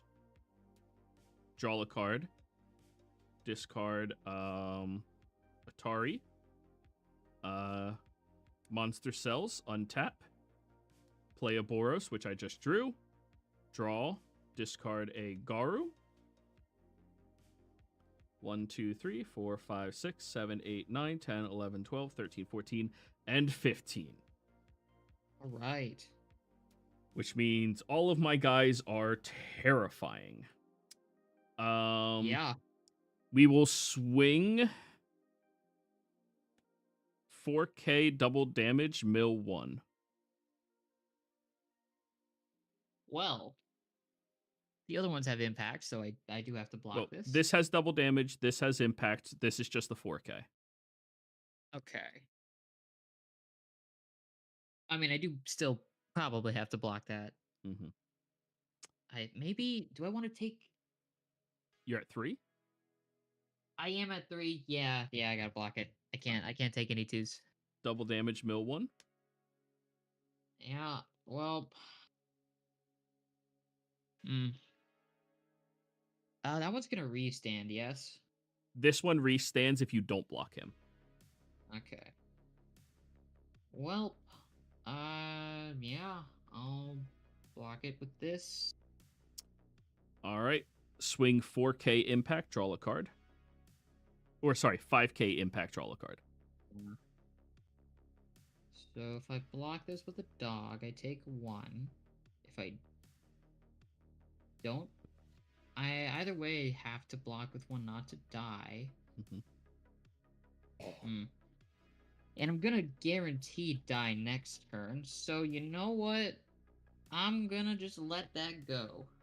All right. He restands and you take 1 from the bottom. Bada bing, add to hand. We will swing again, drawing another card. Yep, I'll take it. Bop. Ooh, that's pretty good. Ooh. Do you tap Well, that last Garu? one's. Yep, that last one's going down. And he doesn't untap. Oh no! I think you win from that trigger, right? I mean, Maybe, I don't know. barring triggers, but yeah. Yeah. Well, let's see it. Draw for turn. Yeah, I think if you double push up Yeah, that is precisely what I'm gonna do. and then triple activate.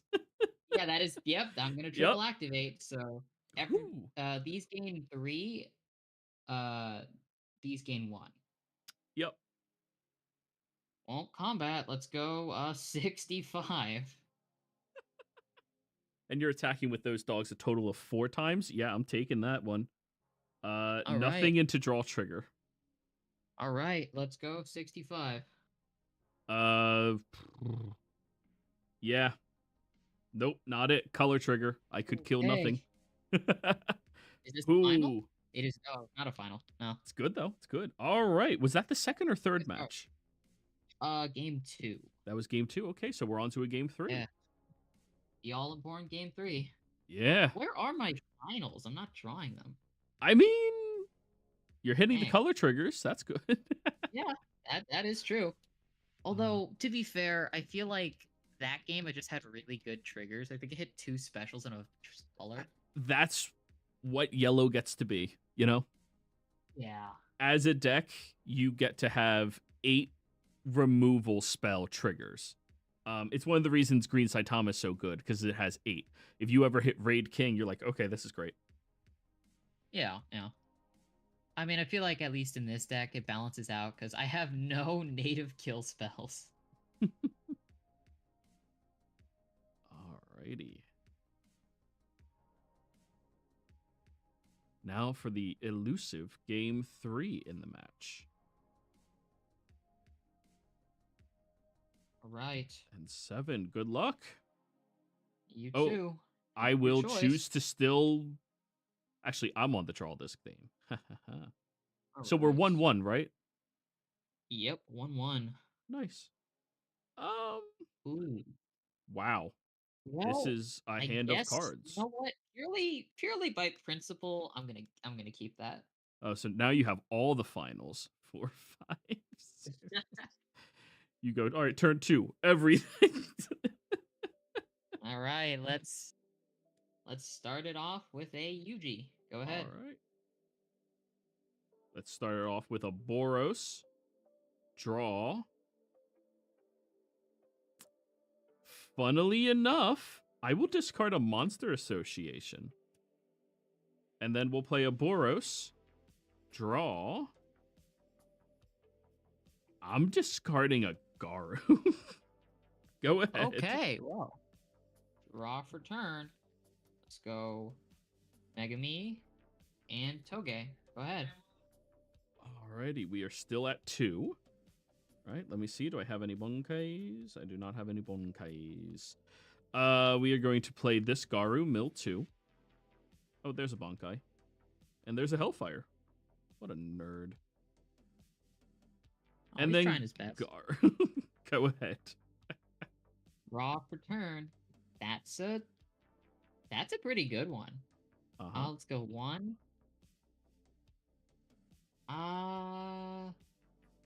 Yeah. I guess I don't really want to risk it. We'll go this. Divine Dogs Black and White. Go 1 for Raid Megami.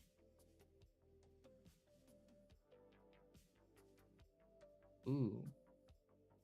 I'll add Nue. Then I'll play.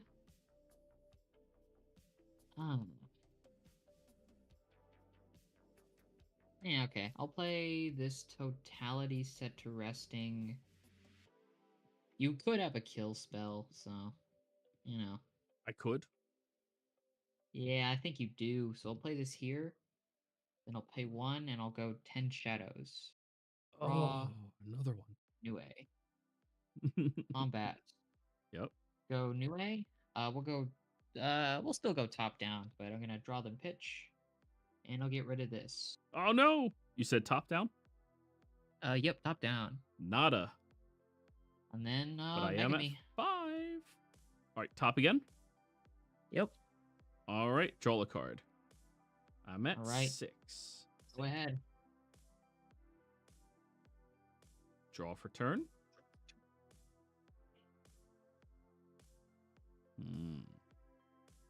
I'll push up my 3K.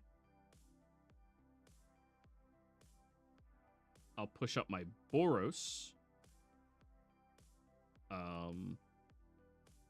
I will Garu AP kill the Nue. Aw.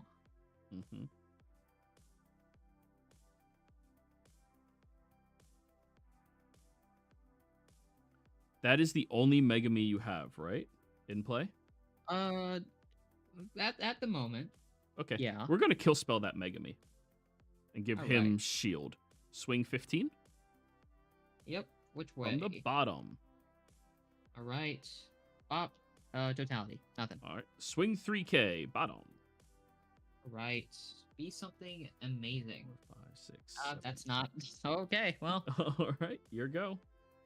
Alright. Draw for turn. Alright. Let's shmove up this Totality.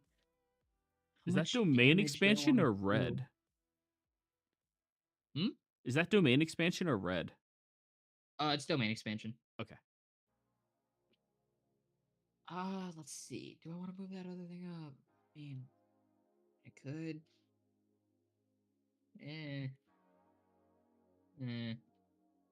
Let's go. Yeah. Xander, yes. This is that Megami player that is always getting tops. Yes, that is me, yeah. Yep. Gremlin. Shoot. How much damage should I do? All? I think that's always the answer, right? Yeah, but then... Yeah, you know what? Yeah, okay, let's send it. I'll move up this as well. Yeah. I'll activate Yuji. Come on, I can't have more kill spells, am I right? Yeah. Go Megami, bring back Totality. Yeah. Let's go Domain. Then let's go another Megami, and I'll bring back Nue. I just work so hard. Alright, let's combat. This will die. Yep. Go Nue first. Trigger. Draw. Pitch anyway. Okay. I'm taking that one. Top. Right, we'll go top. All right. Nada. All right, let's go Divine Dogs. I'm gonna buff one of these to 4. Yeah, I'm taking that one as well. All right, Bottom. top. Top. Nada. Oh no. Oh, 35, Chump it. and then 35. Chump it. All right, go ahead.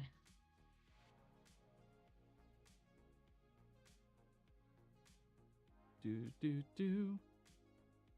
Oh no. Boros. Push up. 1, Right. 2, 3, 4, 5, 6, 7, 8, 9, 10, 11. I mean, the Oh. bright side of me having this much pressure is that you technically have a lot of stuff in the sideline now. Yeah, yeah. My life. All right, so I'm at 4 energy remaining. I gotta do this. Garu, kill big dog. No. Yes. Into Garu. Go Gotcha. ahead. Draw for turn. I'm gonna AP draw. Yeah, if you're in any of Okay, the well- Discord, Xander, just hit him up. Like, he usually is very talkative. That's kind of his name. I suppose I can't win this turn. I suppose. Let's move up a Megami. Then we'll go Wait, Toge. Can't win. And how much are each of your guys? Great question. 1, 2, 3, 4, 5, 6, 7, 8, 9, 10, 11. So that's 2 intervals. So 35, 4K, 15. Oh, okay. So I guess I technically don't. I mean, you can But just double activate, can't you? that is a lot of pressure. So I will pay for Toge. Only one Go Toge? combat. Yeah, only one. Because I AB drew and I played this. Okay. Let's go 4K.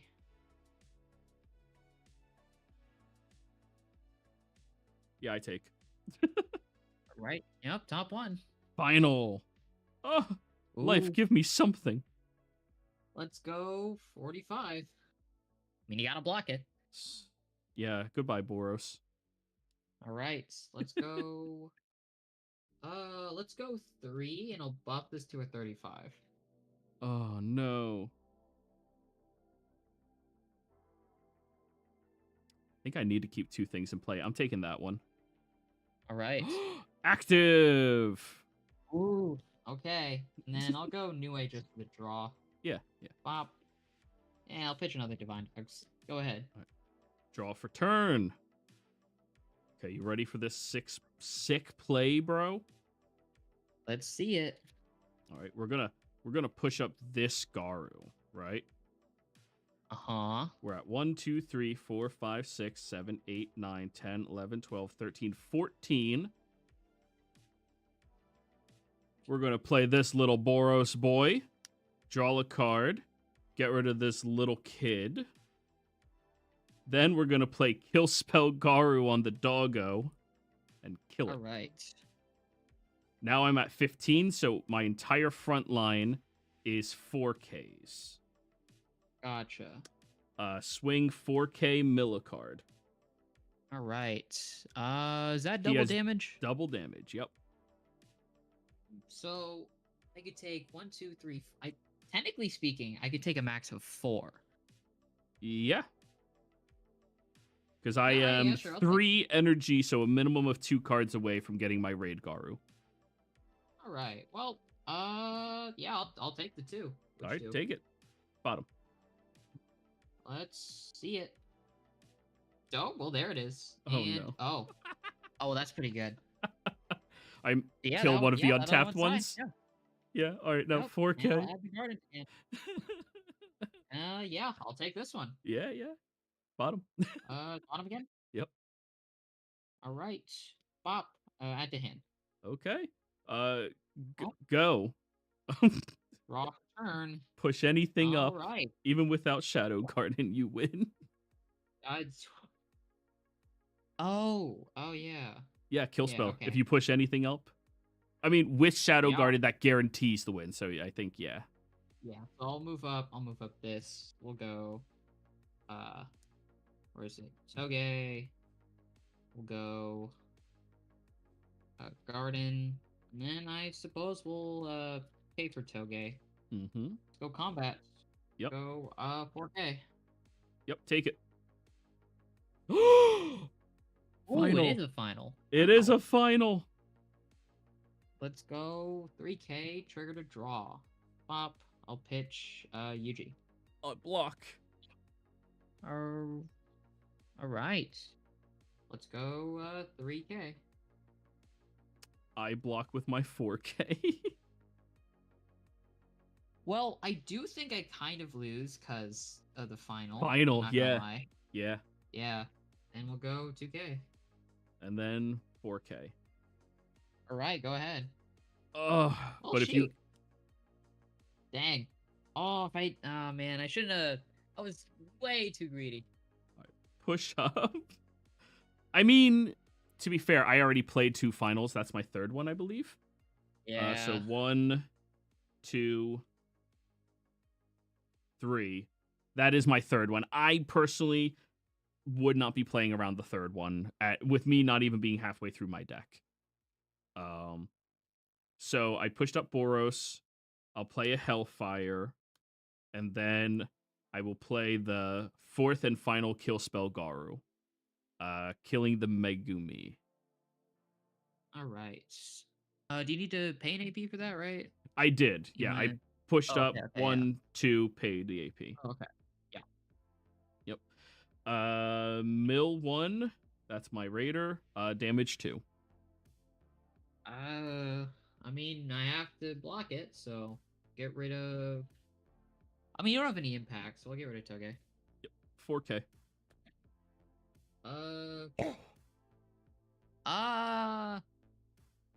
Yeah, I'll take it. All right, Which from one? the bottom. Be good. That okay? I mean, that's pretty good. I assume you. Yeah, that yeah, the 4. 15. He's 15. Do you block him? I'm gonna block with the 2. Okay.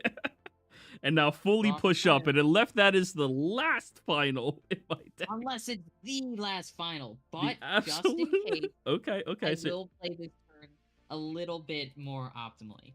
okay. So I'll move up a Megami. All right.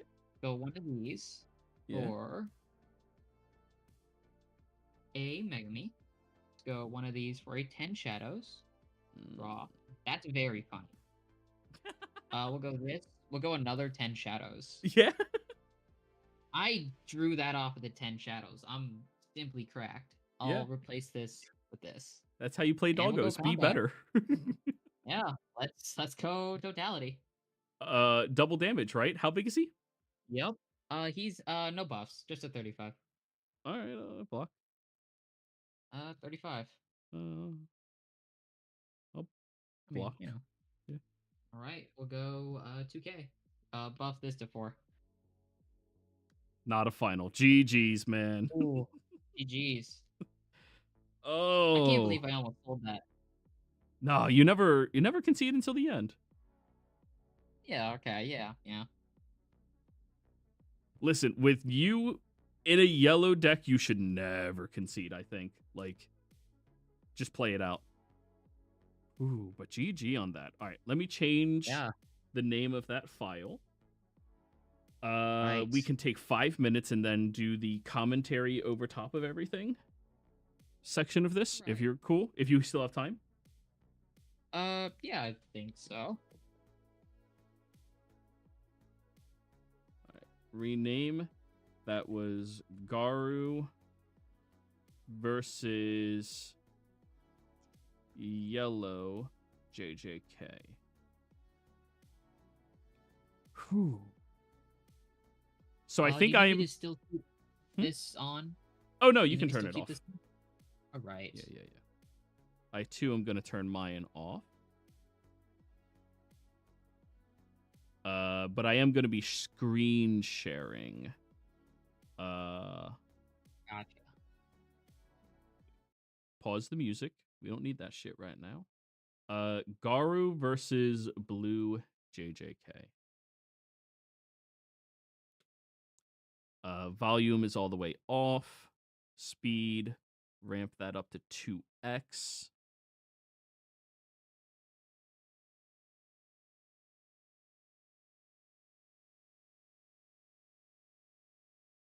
Stream media player. All right, you can see it. Let me press it. Oh, yes, I can. Awesome. Now, on my end, I have to disable that, enable this.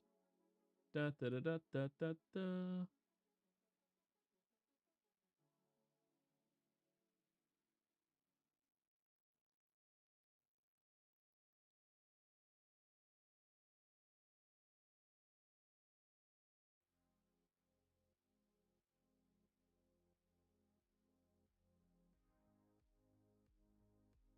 Let me move this over to a different screen, actually.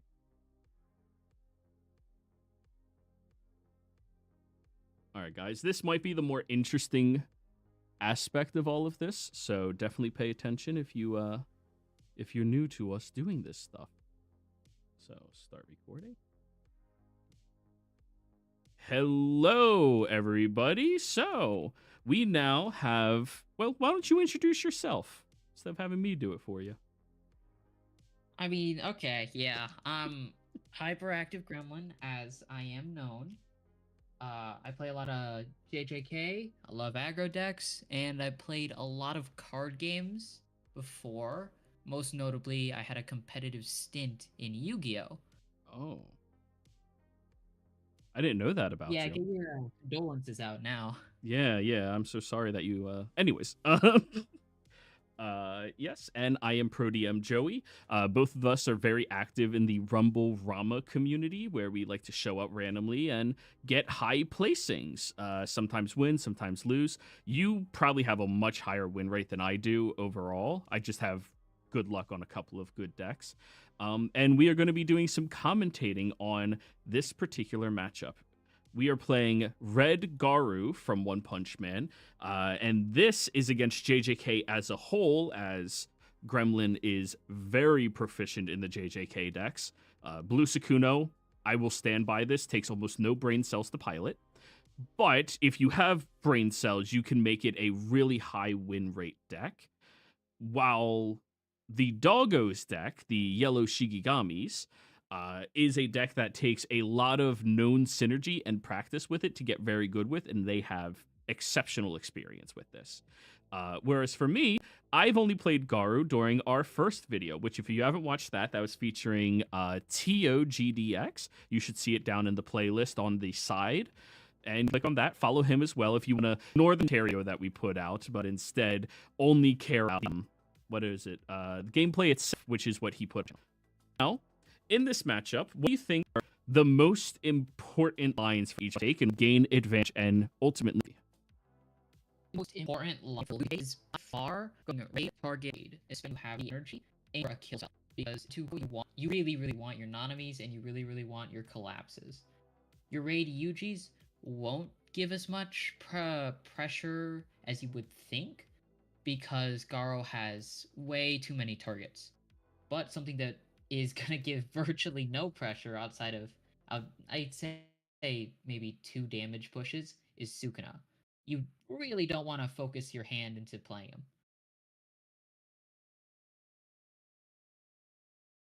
Sorry, I had to turn that off real quick. Yes, I think Sukuna is probably the scariest thing for me to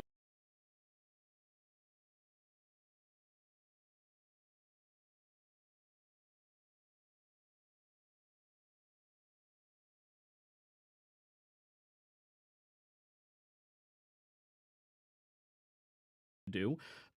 After experiencing the match, for me to have to deal with, after experiencing the match, I will say I need to be able to get to my 15 so much faster to the point where I think in the future, if I'm piloting this deck, and I mentioned this in the previous video already, I will be adding the 3-drop Boros in just to give me more play against these combo centric, non aggressive decks. Being able to go, here's a double energy producer on the back line, pay a life, draw 2 cards, and that life I just paid, then discard one is huge for me to set up my sideline and be able to do combo turns in order to kill them as well. As you can see here in this match, I am setting up very aggressively, very early. I have my 2 4K nullify impacts already in play. I'm pushing in with 2 characters, so you only are able to block 1. But then, in typical blue JJK fashion, you rip the UG right off the top. Yep, Raid UG is, in my opinion, the greatest tempo either equalizer or full swing in the game. Not only it Absolutely. gives you potentially another blocker, but it also removes an attacker from the opponent, and it's on their turn. Yes, absolutely. I think that is probably one of the best raiders in the entire game. Now, I do have to ask, is it only 5Ks or smaller that it can bounce, or 4Ks or smaller, or can it bounce any character? It is only 4Ks or smaller on play when rated. Mm, So most of the time, outside of the turn you play it, it's just going to be a guy, but that's usually enough for most decks. yeah. Turns out that 4K smashing into your face every turn is really good. I like Metal Yeah. Bat. I will stand on this hill until the end. Metal Bat is probably tier 1 currently in NA. You just need a higher skill cap in order, or a higher skill rating of yourself in order to pilot the deck efficiently. Behind Blue JJK, of course. I still think this is probably the best deck in NA. Of course, our matchups, our pairings, and our testing may prove something different. But based off of what I experienced in our match, I was able to get you a few good chips of damage. But ultimately, your tempo of bouncing my non raiders and me not being able to replay them netted you a big enough advantage where you were able to do bigger combo turns with a little bit of impact and take me out. Um, do you think that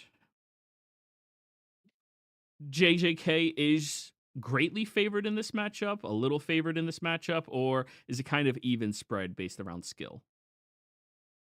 I would say into Garo, it's favored for blue mostly because, specifically against Nanami. Into Sukuna, it's more even, but into Nanami specifically, it is favored mostly because of Collapse and the Nanami raid. Mm, all right. Now, you think it's just barely favored or like a greatly favored matchup? If I had to put it numerically, I would do probably a 65-35 split. So pretty If damn the great. blue JJK player has raid targets. The one thing that will kill you in this matchup is I guess, the difference in the raid targets. Because Garo's always going to have one on field. Blue JJK, you're not always going to have Anonymity, and you're not always going to have a Yuji. Yeah, true. I guess the critical mass of raid targets does give you less value for your UGs, except for bouncing the non-raiders. Whereas in every other matchup for blue JJK, you can just bounce the raider, and usually you're pretty far ahead. They might only be able to recover from that once, maybe twice. Um, what's one mistake that you think people playing against blue Sukuno usually make? And you can leave it as an example in this Garu matchup that we had as well. A mistake, I would say, is not pushing up enough because specifically into Nanami, they don't have as many targets as you think. Most Nanami builds run around 7 targets for the 4 raids. And for a deck, I guess that for a similar deck with just as many raids, you want twice as many targets. This deck does not have that. So if you can push up and force them to vanilla play it, you're going to gain a lot more tempo than you think you will. Hey. So what I'm understanding is you think it's mostly play around forcing you to chump into your raid targets potentially in order to gain that little bit of advantage. In the Garu deck in particular, it does have one of my favorite cards in the entire deck, which is the 3-drop. I think it's the color trigger or an active trigger. Double energy producer on the back line, and when it enters, you can pay one more AP to kill something whose power is equal to or less than its. But for every 5 cards in your sideline up to 15, it gets an extra 500, meaning you kill either a 25 or smaller at base with no cards in sideline, a 30 or smaller 35, or a 4K or smaller if you get up to 15. Do you think that card may move the line from 65-35 a little higher in favor of Garu if they understand, like, okay, you have some raid target in the front line, I'm going to pop that off no matter what? Or do you think the loss of double AP is still not really enough to net a little bit more favor within the match? The problem into blue specifically is that the matchup already feels really, really oppressive if they don't have a domain. But if they do have something to restand, and you're gonna be at, I guess, -5 in the plays you make, and that really hurts. Mm, Unless you're specifically getting rid of 4Ks, then the kill spell Garo isn't going to help deal with the threats. okay. Yeah, so even though it is something that I think the Garu decks have to play and have to do, it probably does not net them a very big advantage in the matchup. Now, as we can see from here, were you sandbagging that Sukuna this entire time, or did you actually just like rip it off the top and get that win? Because I was trying to wait in this matchup to be able to push through all of your Sukunas and everything else with more 4Ks on the front line. As you can see here, I'm pushing up with my 2 3 drops that are 4Ks when it's my turn. Were you just sandbagging that the entire time, or did you just like rip that off the Uh, top? yes, I was holding it for a good few turns because I wanted to set up Nanami targets mostly. Because again, into this matchup, Sukuna's gonna do like maybe 1 damage, maybe 2 if it gets lucky. But I didn't want to commit to it unless I know I'm going to get another hit on top of it. Hmm. And Mm. there we can see another one coming down, Yeah. which you should never be tilted with the amount of copies of cards that the Sukuna player gets to play. You're down to like 15 cards in your library. Like it's you've seen almost everything. Um, do you think that there was any misplays in this match in particular, this first game that I had that really set you really far ahead, or that maybe I just didn't see a different type of line given my knowledge of the matchups or lack thereof? I don't think so. The main problem was just I got pretty much all the finishers I wanted to when I needed it. So it was just a little bit too much of a tempo gain off of some good life triggers. Yeah. Yeah. Your life triggers, but Blue Sukuna life triggers are always good. I think like you just need to play a matchup knowing that they're going to have 3 or 4 super relevant life triggers. Whereas your deck might not be able to do that because of lack of triggers or lack of good triggers. Raid Yuji is probably like one of the best things you can ever hit from your life. And we'll see in game 2 or game 3 where you rip 2 of them off of life in a row, but because of your lack of an energy line, you did end up putting it to your hand. Do you think in the future you might be sticking with the number of double energy producers that you have, or do you think you might move it up a little bit more just so you can more aggressively slam Yujis? Or does the deck not even have that option? The deck doesn't have that option now because I am of the opinion that the 2 energy Gojo is not good for the Nanami deck. Because this Mm, deck already struggles uh for the amount of raid targets you have. And the main issue I had wasn't that I didn't have any like targets or any energy. The main issue I had was that I didn't have any targets. So once I played the UG, I didn't really have anything else to give my other UGs or realistically any of my other raids any real value. But this does change in Volume 2 because the deck does get another 2 energy gen UG. yes, it does. And I think that's when that's when blue JJK is going to move from currently the top of the tier 1 decks that we have in NA. I don't think anybody argues that blue JJK isn't the top deck in NA. It does have a bad matchup or two, but it's still every other matchup it has really good pairings against, and its worst matchup is probably like a 60-40 split. That comes down to experience and what do you rip off life. I think once we get that volume 2, though, Blue JJK might be cresting as the first S tier deck we have in NA. Would you agree with that, or do you think maybe we're getting something in the near future that might contest that? I would say that with the amount of joint releases we're getting, some things may change.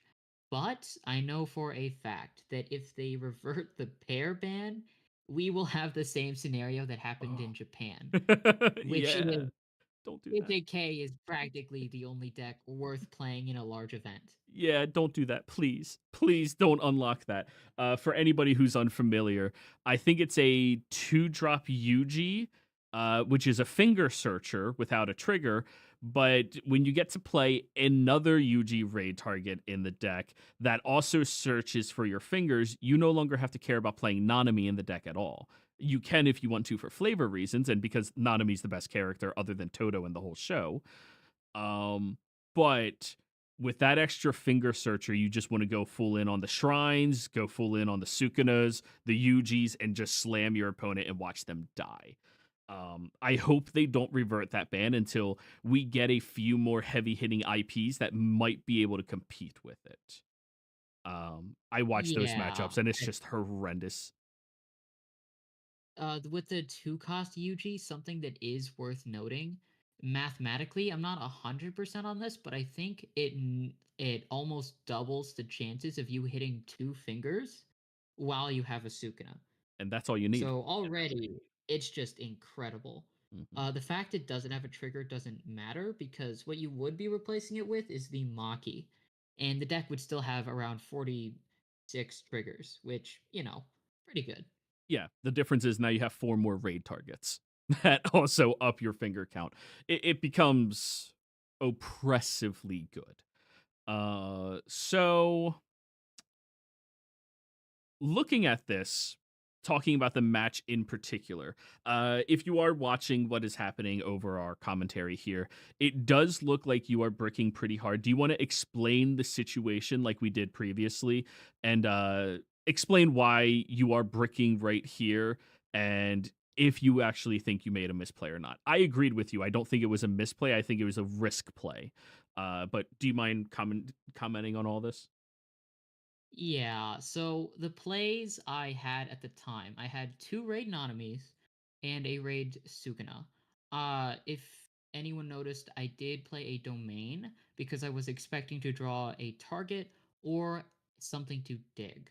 What I evidently did not do was get a target. And the play that I guess in hindsight would have worked better would just be to hard play both raid Nanamis without a target, keeping the Sukuna mostly for like a backup raid if my board gets outed. And something that I was banking on because this is a little bit of a statistical anomaly. Usually speaking, your Sukunas will draw you a couple of things, but there are a few categories of draws with this deck that you want to look for stuff with like Maki and Sukuna. And that is something to extend, something to prepare, and then something just straight up like a finger, just an easy pitch target. And 99% of the time, you're going to have to decide between setup and pressure. But I evidently did not get either of those. Yeah, you did run into the situation where you had a decent line. You took a slightly risky play, but with the number of ones and zeros that you currently played, I assume you're playing 15, right? Total ones and zeros. I am playing 14 zeros. Oh, Mathematically speaking, that was like 9 the draws. better, yeah, mathematically speaking, since I have 4 draw and pitch zeros, it's closer to around 16 zeros in the deck, technically, but usually I don't go over 14 zeros, and instead I just start playing ones. I'm similar with that. I usually stick around if I want to be very greedy, 10 zeros and then normally 12 zeros, and then I'll fill up to 15, 16 on ones, depending on how low to the ground the deck is. I'm similar with that build. I hate doing 14. It makes me have so much anxiety about, bricking early. So I don't think you misplayed whatsoever. You did, as I said, took a little bit of a risk play, but in 9 cards, you are still like 85% to draw a 0 cost. Or a 2 Yeah. cost probably bumps you up to about 95. So you were in the bottom fifth percentile. Like it happens inside of those types of risky plays. Personally, I think we just ignore losing to RNG risk when you're piloting the deck efficiently enough that you should be able to take W's inside of bigger events. Now we are Yeah, I mean, go. the thing is that, like, the risk I took was calculated, but I may be bad at math. I mean, we can use ChatGPT and figure out if the math was mathing or not. But like I said, I'm kind of in the same boat as you. What do y'all consider Blue JJK's bad matchups? I want to hear what you think they are, and then I'll give my spicy take. Ooh, okay. Well, uh, the bad matchups for Blue JJK, the worst matchup possible. Like, I'm pretty sure in JP and in NA, they made this deck to beat it. And it is Purple Code Geass. Snipey snipe. Yep. It is so, so one-sided. I think this might be hyperbole a little bit, but the matchup is near 80-20. It is not good. Yeah. You need a lot of stuff to win against it, and realistically, Nanami Sukuna is better into it than pure Sukuna, but it's still bad. It's just not great. And then, the other matchup, I feel like everyone really hates playing against this deck, but it's Yellow Saitama. Mostly Mm. because they also do not care about what the opponent is doing. A lot of the times with decks in UA, a lot of their game plan does kind of change depending what the game's state is. Blue Sukuna's and Nanami Sukuna's doesn't, and neither does Yellow Saitama. So realistically, you both are just in a match of who can get your big guy out first. And most of the time, it's Yellow Saitama, and we don't particularly have an out outside of Nanami. So it's pretty bad. Yeah. I think I would agree with you that that is probably your two least favorable matchups. But another one, and you can try to correct me if you think I'm wrong here. I think Blue Saitama has a horrendous matchup into a real metal bat deck. I keep seeing other people piloting different lists, but if you want to see a good one, you can go on Exburst, look up my metal bat list. I call it Flashy Flash Metal Bat. Because Flashy Flash is like the deciding factor for me in most of the games. That version of the deck being able to consistently provide 4K bodies, push up with 4K bodies against a Sukuna style deck, you don't gain much value by raiding UGs or by trading off on blows. This deck has so much potential to be aggressive. It has 3 drops that are 4Ks that you can play to the front line early. It has a 1 drop that if you're empty handed, which is most of the time in the deck, it is a 4K. It has a 4K that you can have enter untapped just by simply dinching a different character from your hand. And then you have 2 amazing raid targets being Genos, which sucks against UG. Because you don't get to do all the fancy stuff. And then Metal Bat himself also sucks against UG, but every raider in the game sucks against UG unless you have 30 raid targets. Um, would you say that's how do you feel about that matchup? A little bit of a lengthy thing, but I suppose I'll try to condense it. I do think that Metal Bat has one of the better matchups into Blue JJK. Something to note is that as I've said before, Blue JJK, I do refer to it as a little bit of a steamroll when most decks' game plan is a shovel. Eh, into Metal Bat, it actually is interesting because Metal Bat is one of the, I think, the only deck that you actually care about what their board state is. Because a lot of your cards don't uh, give advantage on the defense. Pretty much everything both of you are going to do is going to trade one for one.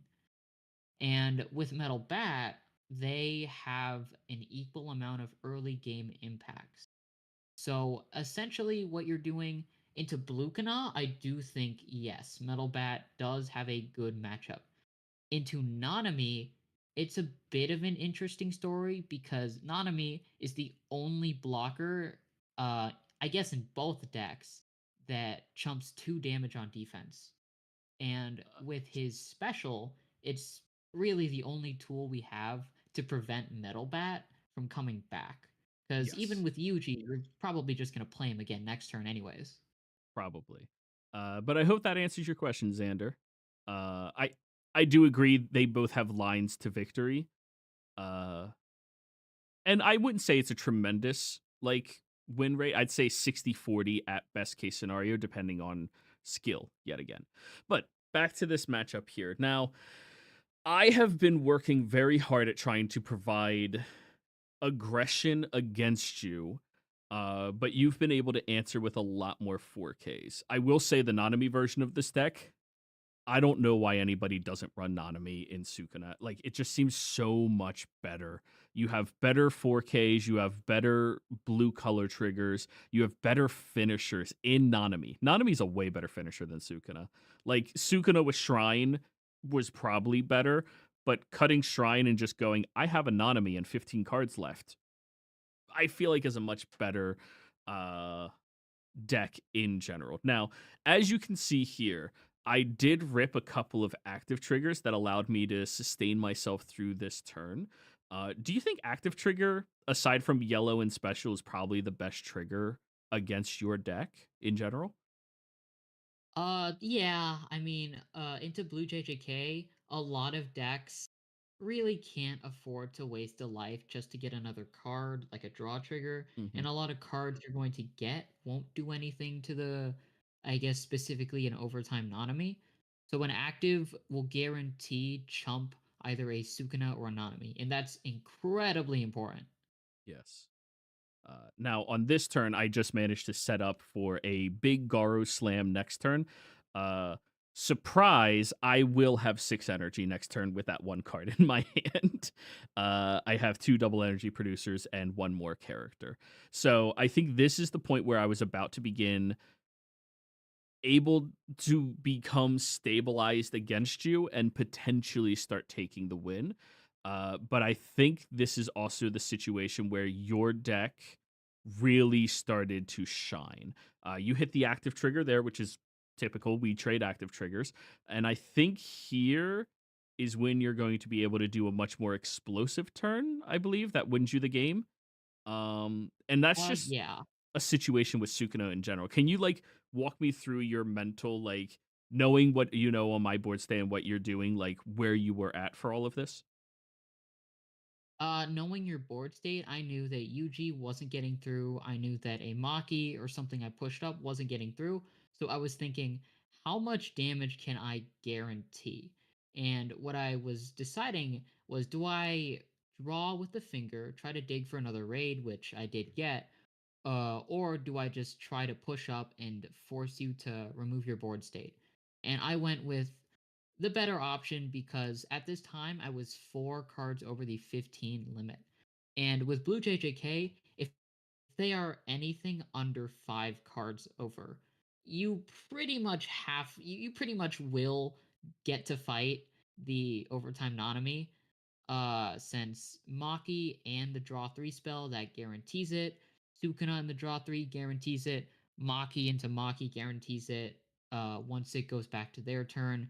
A lot of cards dig 2 or 3.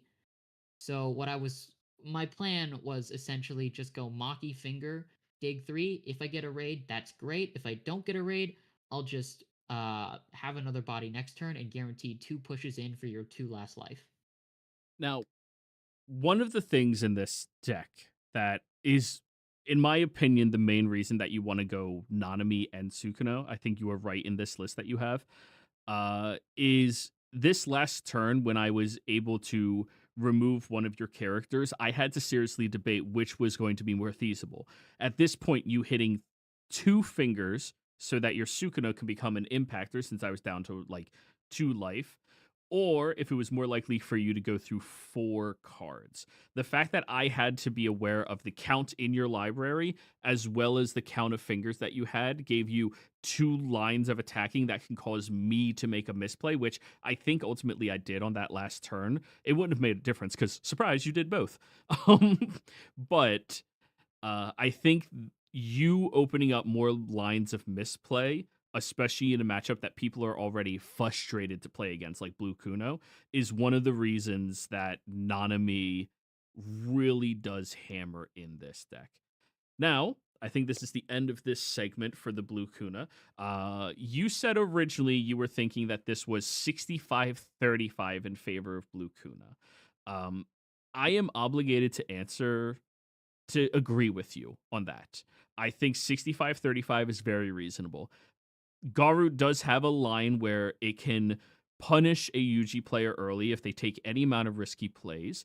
And if you're not playing Nanami, I think it jumps up to about 55-45, where Garu still feels playable against it, which is fantastic. Would you agree on the Sukuna or on the Nanami part of it, or do you still think it's horrendous outside of that?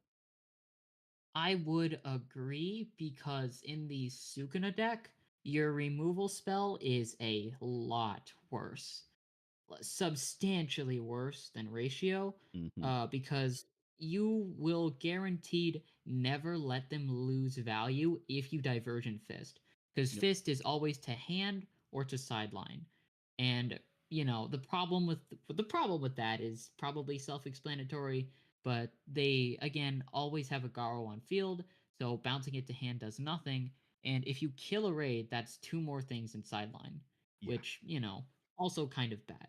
Yeah. And That's with the very bad. yeah, the raids that Sukuna does run in the pure version. The thing about the 5 cost is that if you rest one of their raids, that's probably fine for them because what the blue Sukuna Pure doesn't have is something that chumps 2 damage. Yep. So more likely than not, the optimal play would actually just be to sack off the raid that they have that's rested and just go for pressure because you don't have anything to block with, and you don't have anything that on the crackback will guarantee damage other than Sukuna and Shrine. All right. Yeah, I agree with you. So I think that's going to be the end of this part. Stick around for part 2, where we match up Garu versus Yellow JJK Shikigamis. We'll be right back.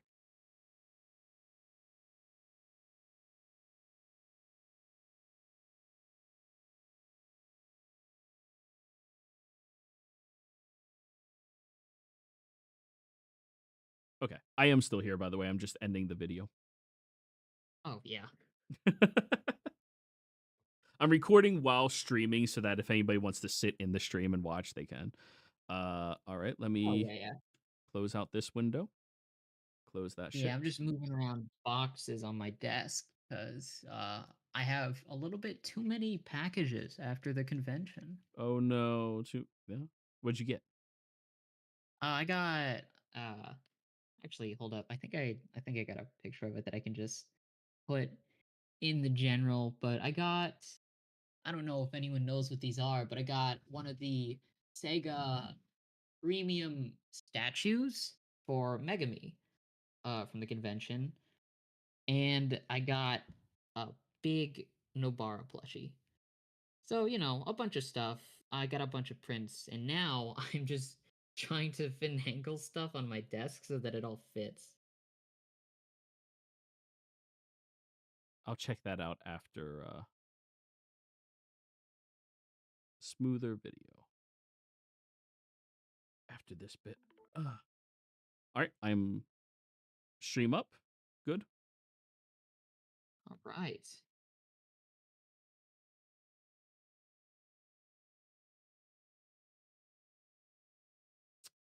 We're all good.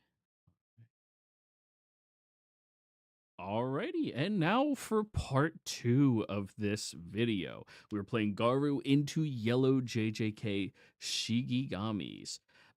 So we're going to start this off the same way that we did at the beginning.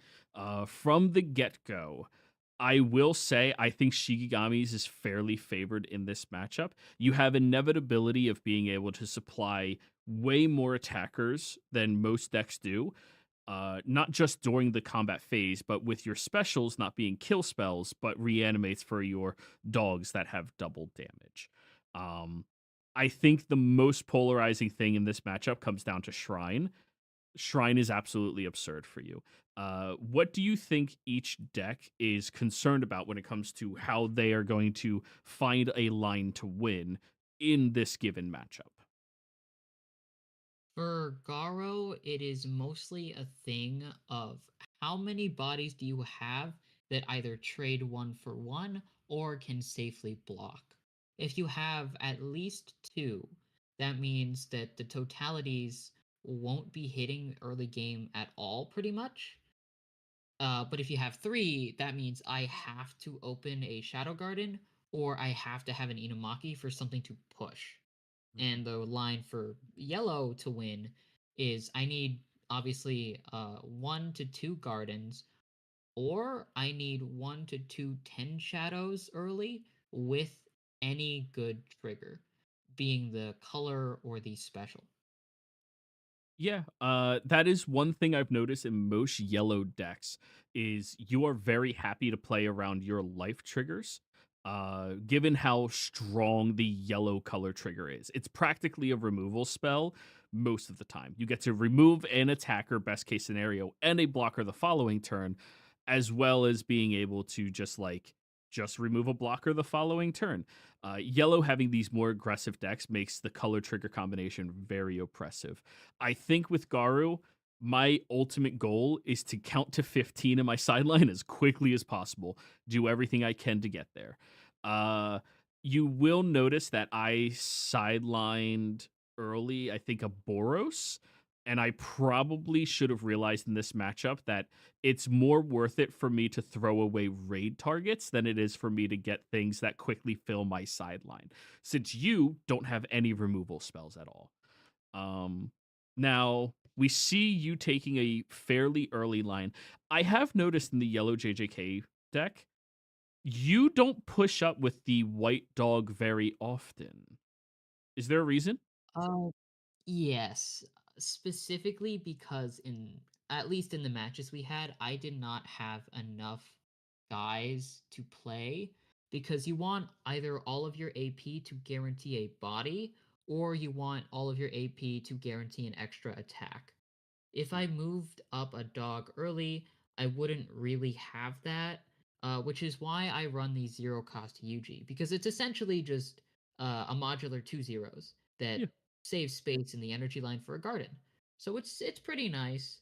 I don't push up the dog most of the time. I just want to pitch it off Nue because it's been a habit because I play against a lot of blue JJK, and if they bottom it and that's your only one, that just really hurts.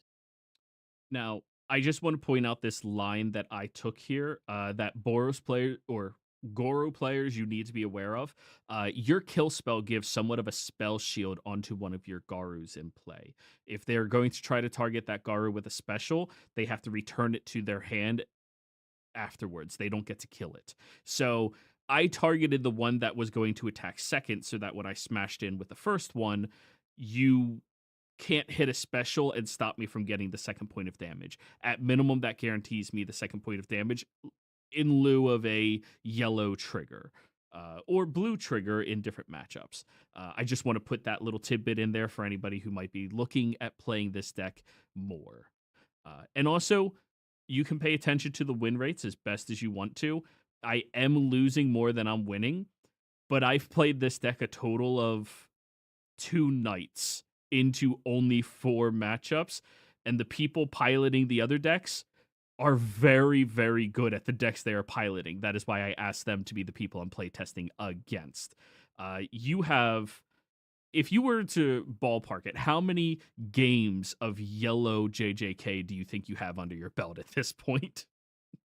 Ooh, I've had, uh, honestly, I have had, I think, over 100 games.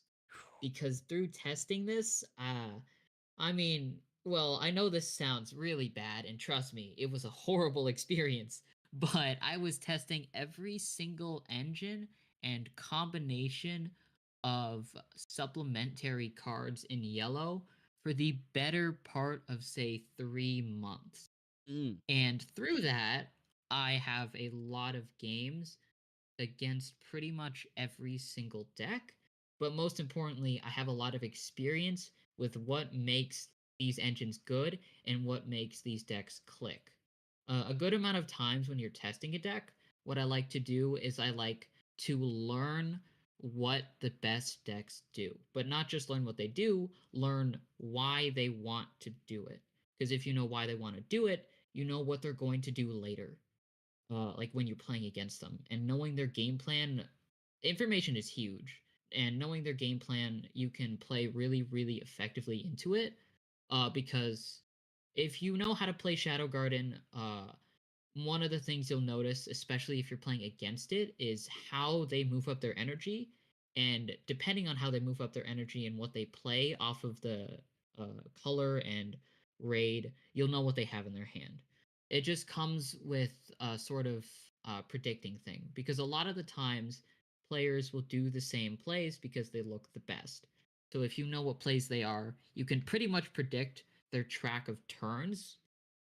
So it's really nice once you get a feel of that, and you know it works for pretty much every deck, unless that deck is quite specifically blue JJK, in which it doesn't actually care what the opponent is doing.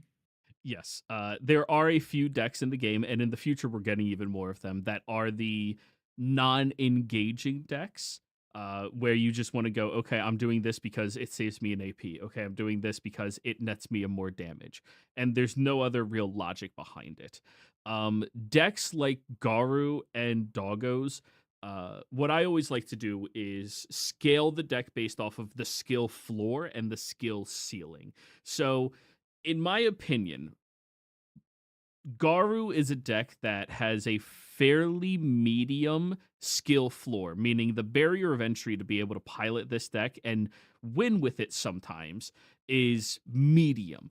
You can't be somebody who just unga boonga turn off brain smash. You need to be counting your sideline. You need to be knowing what the odds of this mill hitting one of your good cards is going to be. You need to know when to prioritize what you're blocking, when you're not blocking, all of these things. And I'm making these mistakes left and right in this matchup, but its skill ceiling seems to me to be medium to medium high. Meaning once you have the basic numbers down and you know the matchup, there isn't much more to the actual skill assessment of the deck itself. Using the skill floor, skill ceiling scaling, where would you put Doggos in all of that? For Doggos, because it's an aggro deck by nature, it has a very low skill floor. Pretty Mhm. much anyone can look at the deck and know what its game plan is, but the skill ceiling, I would say, is high. Not necessarily because of the game plan, but more necessarily because this deck requires a lot of good sequencing. You need to know what to attack with, when to attack with it first. You need to know how much damage you can take over the next 2 to 3 turns, and you absolutely need to know how many triggers are available for you to hit. Because a lot of the times, this deck does not have a lot of triggers. It has 38 Ugh. at the most, and my list runs 34. So a lot of the times when you're chumping damage, you aren't expecting something. You are just chumping damage to try and keep board advantage. So it does have a very high skill ceiling, low skill floor, low barrier of entry, but there's a lot of things to learn with it. Yeah. And with that being said, I think in order to be proficient in a deck, you need 20 matches under your belt if its skill ceiling is above low. Um, And to be considered an expert in your deck, I would put that around 100. And to master your deck, depending on the skill ceiling, if the skill ceiling is super high or like ultra high, for instance, Green Saitama, I think is the highest skill ceiling deck we have right now, or Yellow Sisters. Um, you might need 200 matches under your belt before you really unlock the true potential of how good that deck is, and you find out how to be the pilot that wins with it regardless. So I would put you probably as an expert of yellow, and you're probably very proficient in blue JJK, right? Like you might not be at 100 yet given all your testing, but Yeah. I think I'm at an 100, but the problem with blue is that if I were to rate the ceiling and floor, I would give it a pretty low floor and a pretty low ceiling. I rate the So UG. realistically, Just the yeah. amount of games you're gonna need on blue is like what? Uh 5 games, and then you're like, oh, okay, I know what to do. Because most of the time with blue, it's just it a lot of the times you're actually just going to snowball off of what you were planning to do, and then what you want to do just changes. It's not necessarily hard to see lines because most of the time you're going to do, I'm going to play a card that draws. Ooh, I drew something good. Okay, I guess I'm going to play that next. Ooh, I drew something pretty good. I guess I'm going to play that next. And Or it's just you a draw very something that easy draws more one draw. cards. Yeah. Yeah, it does seem like that deck probably does have a very small skill ceiling. Yeah, I think I would agree with you on that one.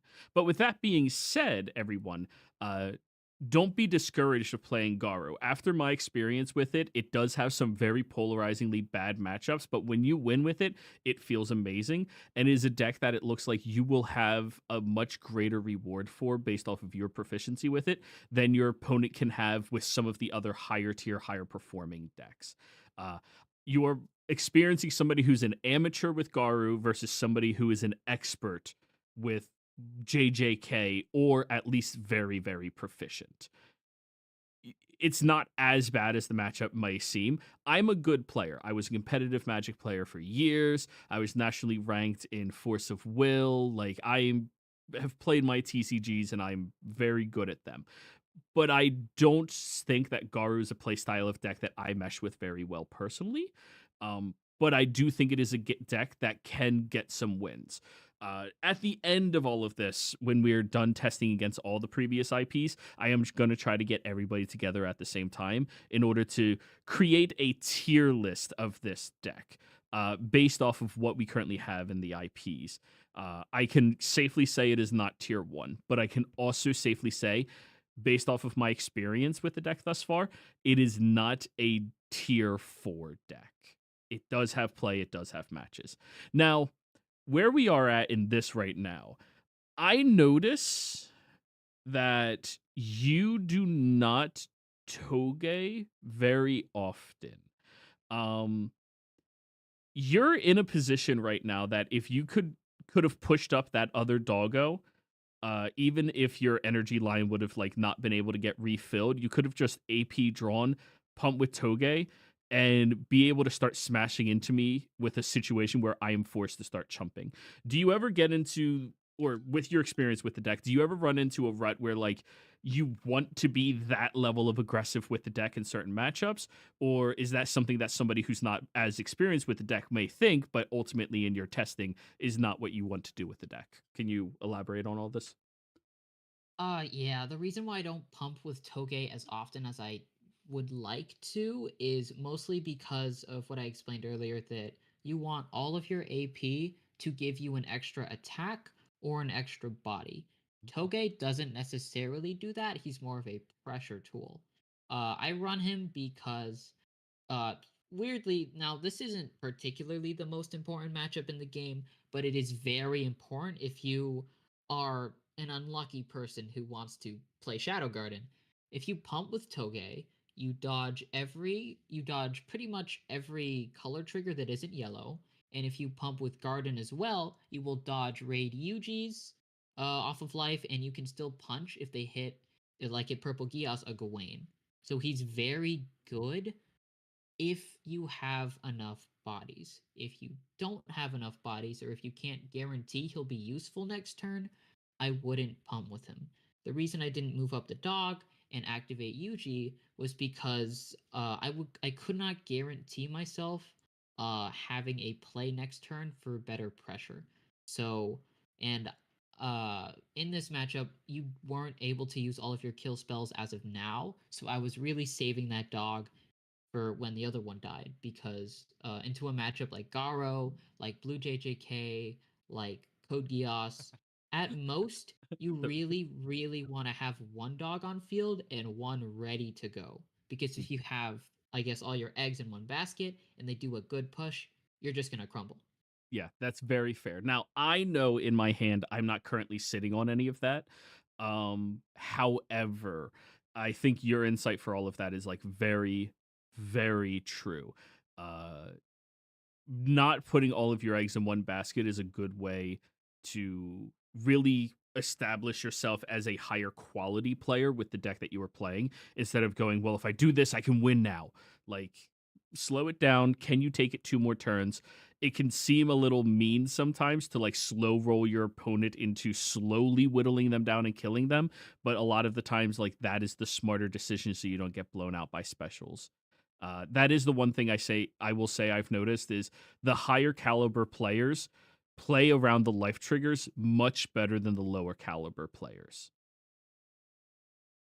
Yeah, I would say especially with Shadow Garden, something you might want to do, and that's something you notice a lot of players do, is that you don't actually want to attack with Megami as the last thing all the time, like I did just now. Because if you hit a life trigger that's good, like an active, it'll automatically chump. Or if you hit something really bad, like a color trigger or a special that kills the Megami, you're gonna lose out on a lot of extra attacks, especially when you have, I guess, as much commitment to a push as two gardens and a toge. A lot of the times, sometimes if you have one dog, you're going to punch with dog, then immediately punch with Megami to get the dog back. Because you want them to waste their blockers as soon as possible. Because a lot of decks have a lot more triggers than you do. So you gotta be mindful of, if they let this through, what is something that can stop my next attack? Mm. Yeah, yeah, that makes perfect sense to me. Now, we are in the situation where I have 15 cards in sideline, so my big guys are 5Ks. Now, you're about to see inside of the matchup that we're going to go back and forth on triggers, like hilariously well. But we were discussing it during the match itself of you have these triggers you have to be aware of, these triggers that you need to be playing around. Um, do you think that triggers in this matchup? I'm also at like 38 triggers, by the way. Do you think triggers in this matchup are super polarizing in one direction or the other for any particular reason? I would say the triggers for yellow, like that one just now, Yeah. is incredibly good.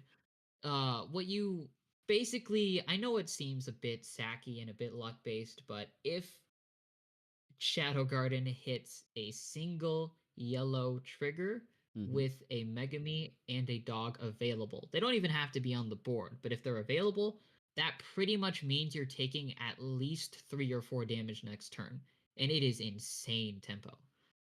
Into red, the color trigger doesn't matter particularly as much, because most of the time the only two Ks that they can kill are Nue and the small dog. And one Yeah. of those you do kind of want them to kill. I will let my trigger fizzle. I'm never killing the small dog with my trigger if I can help it. Not doing it. I will make you put that thing in your sideline. Yeah. All right. That was match only number two. All right, so we're getting closer to three here. Do do do. Oh, oh, went a little too far. I apologize. Back here.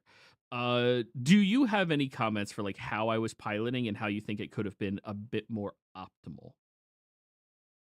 The things that were the real kickers in the match, I feel like were mostly due to my deck Mm-hmm. being the color trigger and the fact that I was playing around kill spells. If I wasn't playing around kill spells, what you were doing was incredibly optimal, being pushing up and maintaining a lot of things that either force out a block or kill something immediately. I don't think particularly there was anything wrong in the games, but I do think that I was just playing around what you were supposed to do. Yeah. So would you say like that is a generalized good tip onto how to play against Doggo? Push up early to establish good blockers and they'll take chip damage? I would say to beat doggos, it's pretty much hold the kill spell. Because there's a few ways to go about this. If you know they have more than one Megami name that is a good attacker, I would not kill the raid. If you know they have more than one way of getting totality back, left in hand or deck, I would not kill the totality. It's mostly about what are the bodies you can take right now that they won't get back immediately next turn. Because with Shadow Garden, you need to do one damage every turn at least, or you need to gain so much board space that it doesn't matter. If you don't do one of these, then you're going to be at a huge, huge tempo loss, especially into a deck that likes setup as much as Garo. Yeah, yeah. I think that is the one major shortcoming of Garu into all like aggro matchups is you really need to set up. And if you don't have a hand that naturally and organically gets you there, uh, you're kind of just screwing yourself out of being able to win the game because they're going to rush you down. And yes, they can put your life into your sideline. That's not 15. Like it's you need way more cards in your sideline than you have life in order to get there. So I think it's very, very important to be able to establish your own life with what is inside of your deck. With that being said, I think in the future when I pilot this deck, I am more than likely, after all of our testing, of course, going to put Boros into the deck. You're familiar with the Boros card, right? Yeah. Okay. Now in the doggo matchup, do you think that card is like not affecting it because I just don't pay the life, or do you think the life trigger might actually be worth it in the dog matchup? The thing about Boros is I don't think you're getting the trigger if you pay. No, you do not. Because I believe oh, okay. Does it say take a life or does it say place one? Place one life to your hand, draw two, then sideline a card. In that scenario, you won't get the trigger of the life card you place, which is very important into doggos because you are pretty much going to need the life. Like absolutely need it. Since in this matchup, if I have one buffer, your cards need to be really juiced up in order to trade evenly. So you need all the life you can get realistically. And Boros is he's a good finisher, but into Shikigami, you really don't need finishers as much as you need uh constant one chips. Okay, so it's a card that more or less I don't want to be using in the matchup if I can help it. Yeah. But it doesn't necessarily hurt me. It's still a 3K body and a double energy producer. You need to have three of those on your back line, anyways. Or two of them and then two ones. But in this matchup, you want three so that you can push up all of your low drops and just chump away with all of that. So we're nearing the end of this match. I know we have a few more turns in it, but what do you think after all of this is the matchup pairings between Garu and Shigigamis? I would say the matchup for Garo and Shikigami is closer than it was for Blue JJK, Mm-hmm. but I wouldn't call it even. I would say the matchup is around like what? Well, I'd say like 55-45, maybe closer to 60-40, depending on the triggers. 60-40. Okay, okay. Um now ignoring the skill floor. I'm only going to consider the skill ceiling of each of these two decks. I think once we have people that have mastered Garu and people that have mastered Doggos, Doggos does just have a favorable matchup to the point where they're going to probably be 60-40. But depending on your skill proficiency discrepancies between the two players, we may be looking at a situation where this deck can ultimately pull out ahead with a 55-45, even to the point where you put yourself in favor in the matchup. But that is skill dependent and trigger dependent, obviously. None of these decks are really like, you have to ignore the triggers, other than Sukuna. Sukuna will have 4 relevant triggers. I guarantee it. Every matchup. It can't not, because the way the deck is built. You would literally need all of your bad 1 cost and 2 cost Makis in your life, and that's it. But I do think ultimately this deck is probably close to a 55-45 in favor of the aggro decks. One saving grace is the kill spell Garu is fantastic. Now, in other aggro matchups, which I'm really looking forward at playing into, the kill spell Garu is going to be absolutely phenomenal, I think. I think those decks that can't recur their aggro cards over and over again, like Shikigamis do, Garu will peel away and be much favored in the matchup. Um, Yes. Yeah, absolutely. Especially against a very similar deck to this would be uh Yellow Siblings in Demon Slayer. mhm. They are another deck that aims to attack 5 to 6 times a turn, hinging on a Tanjiro to do the triggers and a Nezuko for the damage. So it's a very similar deck, except they don't have as much recursion as Shadow Garden. I think So it's like if you were Raid to play Yuji Garo, can get back a sister, right? Is that it? I believe that's it, but they can't get it back active, and they cannot get it back to the field. Okay, so yeah. Yeah, then Yeah, that's but nothing they by have ways of comparison. recursion, you know. Yeah. Uh, Realistically, if you have 2 or 3 of the kill spell Garo, you're probably going to win because at most they're going to be 45s. They Mhm. have nothing to get over a 5k Garo, and they have no nullify impacts, and they have realistically no way to chump an attacker that would be profitable for them next turn. Mm. Yeah. All right, so I think that is going to be all of our insights in this. Ultimately, Garu definitely does feel like it has some legs to it. It is not contending with the tier 1 deck by any means.